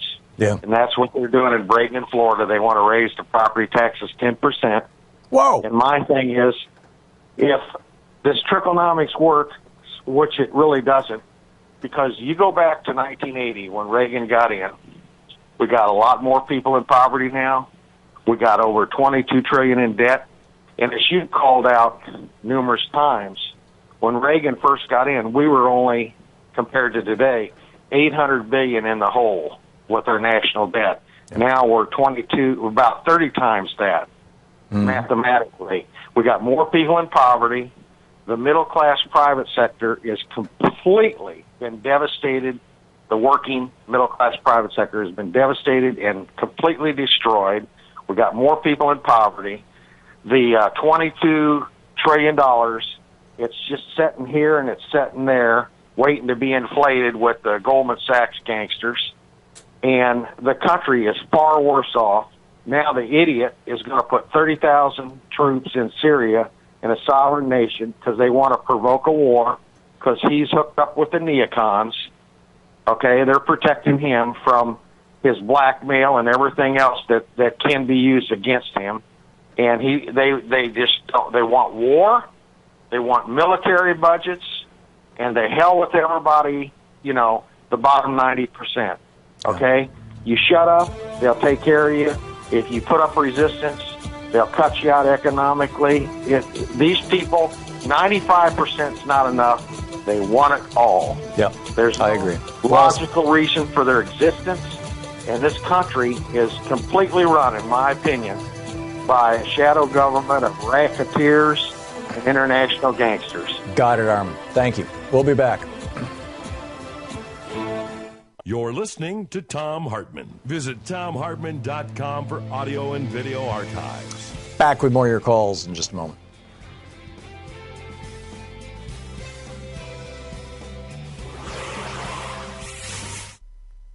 And welcome back. Ellis on the Big Island of Hawaii. Was that Ellis? Are you the person I was before calling Ellen? Did I get that wrong?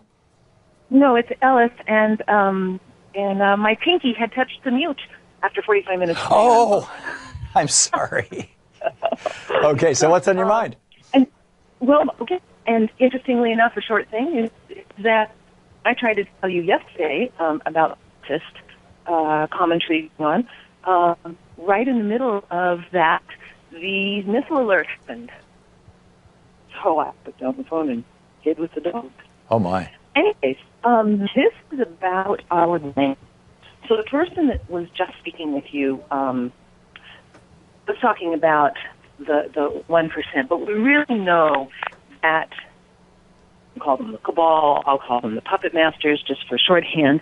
It's really about 400 people in a much smaller number of families that are controlling things. And when we resort to against behavior, this is what they're trying to, want us to argue with each other. So when we call someone racist, we make the person bad, and of course they're going to push back, just like we do when someone calls us something that we don't self-identify as. Mm-hmm. So instead, it's just like we do with children in school, or changed with children in school. The child's not bad, but the behavior is bad. And when we become against, as opposed to, because the Democrats, we're supposed to be inclusive. This is everybody, every person. This is who we want to include. Everybody has a voice. Aren't we sort of circling around the definition of evil here, Ellis? The definition of evil, frankly, I don't actually believe in evil. I believe in behaviors. So if somebody's behavior... They come from being wounded as a child. A previous caller was talking about the training for the children. Children don't start. I absolutely understand and agree with you on that. But Jeffrey Dahmer, for example, had a miserable childhood. But I doubt any of his victims really cared that much about his childhood. I agree that behaviors need to be stopped and controlled. What I'm talking about is the language that we use when we want to fight against instead of fighting for. Okay. We fall into the divisiveness that the puppet masters want, that they use to control us through diverting us into 1,000 different ways of hating. Keep people fighting against each other so they don't fight against us, says the ruling class. Is that what you're suggesting? Yes. Yeah, I agree. And they're doing a very good job of it. And I think that this is doing a good job of this it. This is right at the core of Trump's race baiting. Exactly. So if we fall into the same behavior, if we allow ourselves to become so frustrated. But labeling Trump as a racist who's using racist language that's not calling names. That's identifying reality. Well, but he says, I'm not a racist. But if we say that is racist behavior, you can't push back against that. Well, yeah, and Jeffrey Dahmer was engaged in cannibalistic behavior, but he's not a cannibal. No, I'm talking about but we're talking about how people react. No, I understand, but I don't care how Trump reacts. Maybe I care how other people react. The other callers into your show, the regular people. Okay, Ellis, we're hitting a break here. I'm sorry. Thank you for the call. Thoughtful analysis. Welcome back. The last 10 minutes of our program here. James in Chicago. Hey, James, what's on your mind today? Yes, how you doing this evening, Tom? Good. I was I was calling. I was to get into this discussion about the relationships and the condition of the country. And what I was bringing to the table was that I was someone that raised my kids in a mixed neighborhood, black and white and Spanish. You know, I coached black, white, Spanish kids and even all types of kids. I coached them for years and things. And what I noticed about people that consider themselves not to be prejudiced, whether they're black or white, especially when the kids are young and things, they have a rule as far as like what's right and what's wrong. Now, and I've seen sometimes where parents would allow their kids to associate with kids of other colors that were not disciplined and had the boundaries that they would expect from their own race and group in order to prove a point, which is wrong when there's plenty of good blacks and plenty of good white children or people to associate with. And sometimes I've noticed how much they pick trying to prove a point, the people that are not up to their standards as far as right and wrong go in disciplines of the country. And I noticed when they get older, the separation with the powers to be begins to influence and change their mind, and they get developed because of their openness. They start forming opinions because of the experience they had with dealing with a negative person from a different race. Mm-hmm. And I also noticed that when blacks and whites get together, there's nothing they can not accomplish in the country. And the powers to be know that. Well said, and what they do is fight or begin to put all type of wedges in because they prey on nothing but disadvantaged whites, and they spend just as much money on disadvantaged whites trying to brainwash them as they do on money incarcerating blacks. Yep. Yeah, I think. Yeah, go ahead. I'm sorry.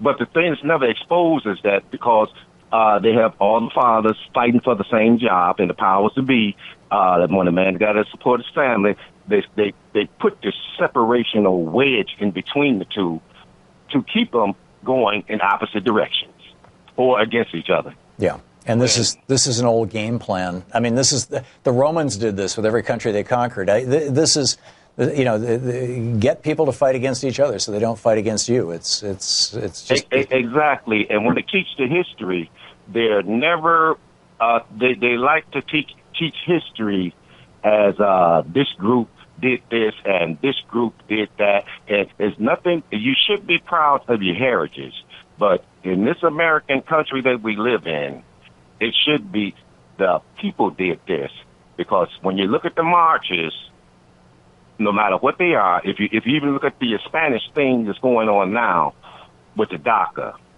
they got all this headway going on now because they have decided to include the blacks in it. And it's funny how at times they change things and they include blacks in things to get a point across, and it's probably going to change the legislation. Well, I don't think this was a selective thing, James. I mean, it's just there are some people who were brought to this country as children from, most of them were brought to this country as children from Mexico and South American countries, but some of them were brought to this country as children by people from various African countries.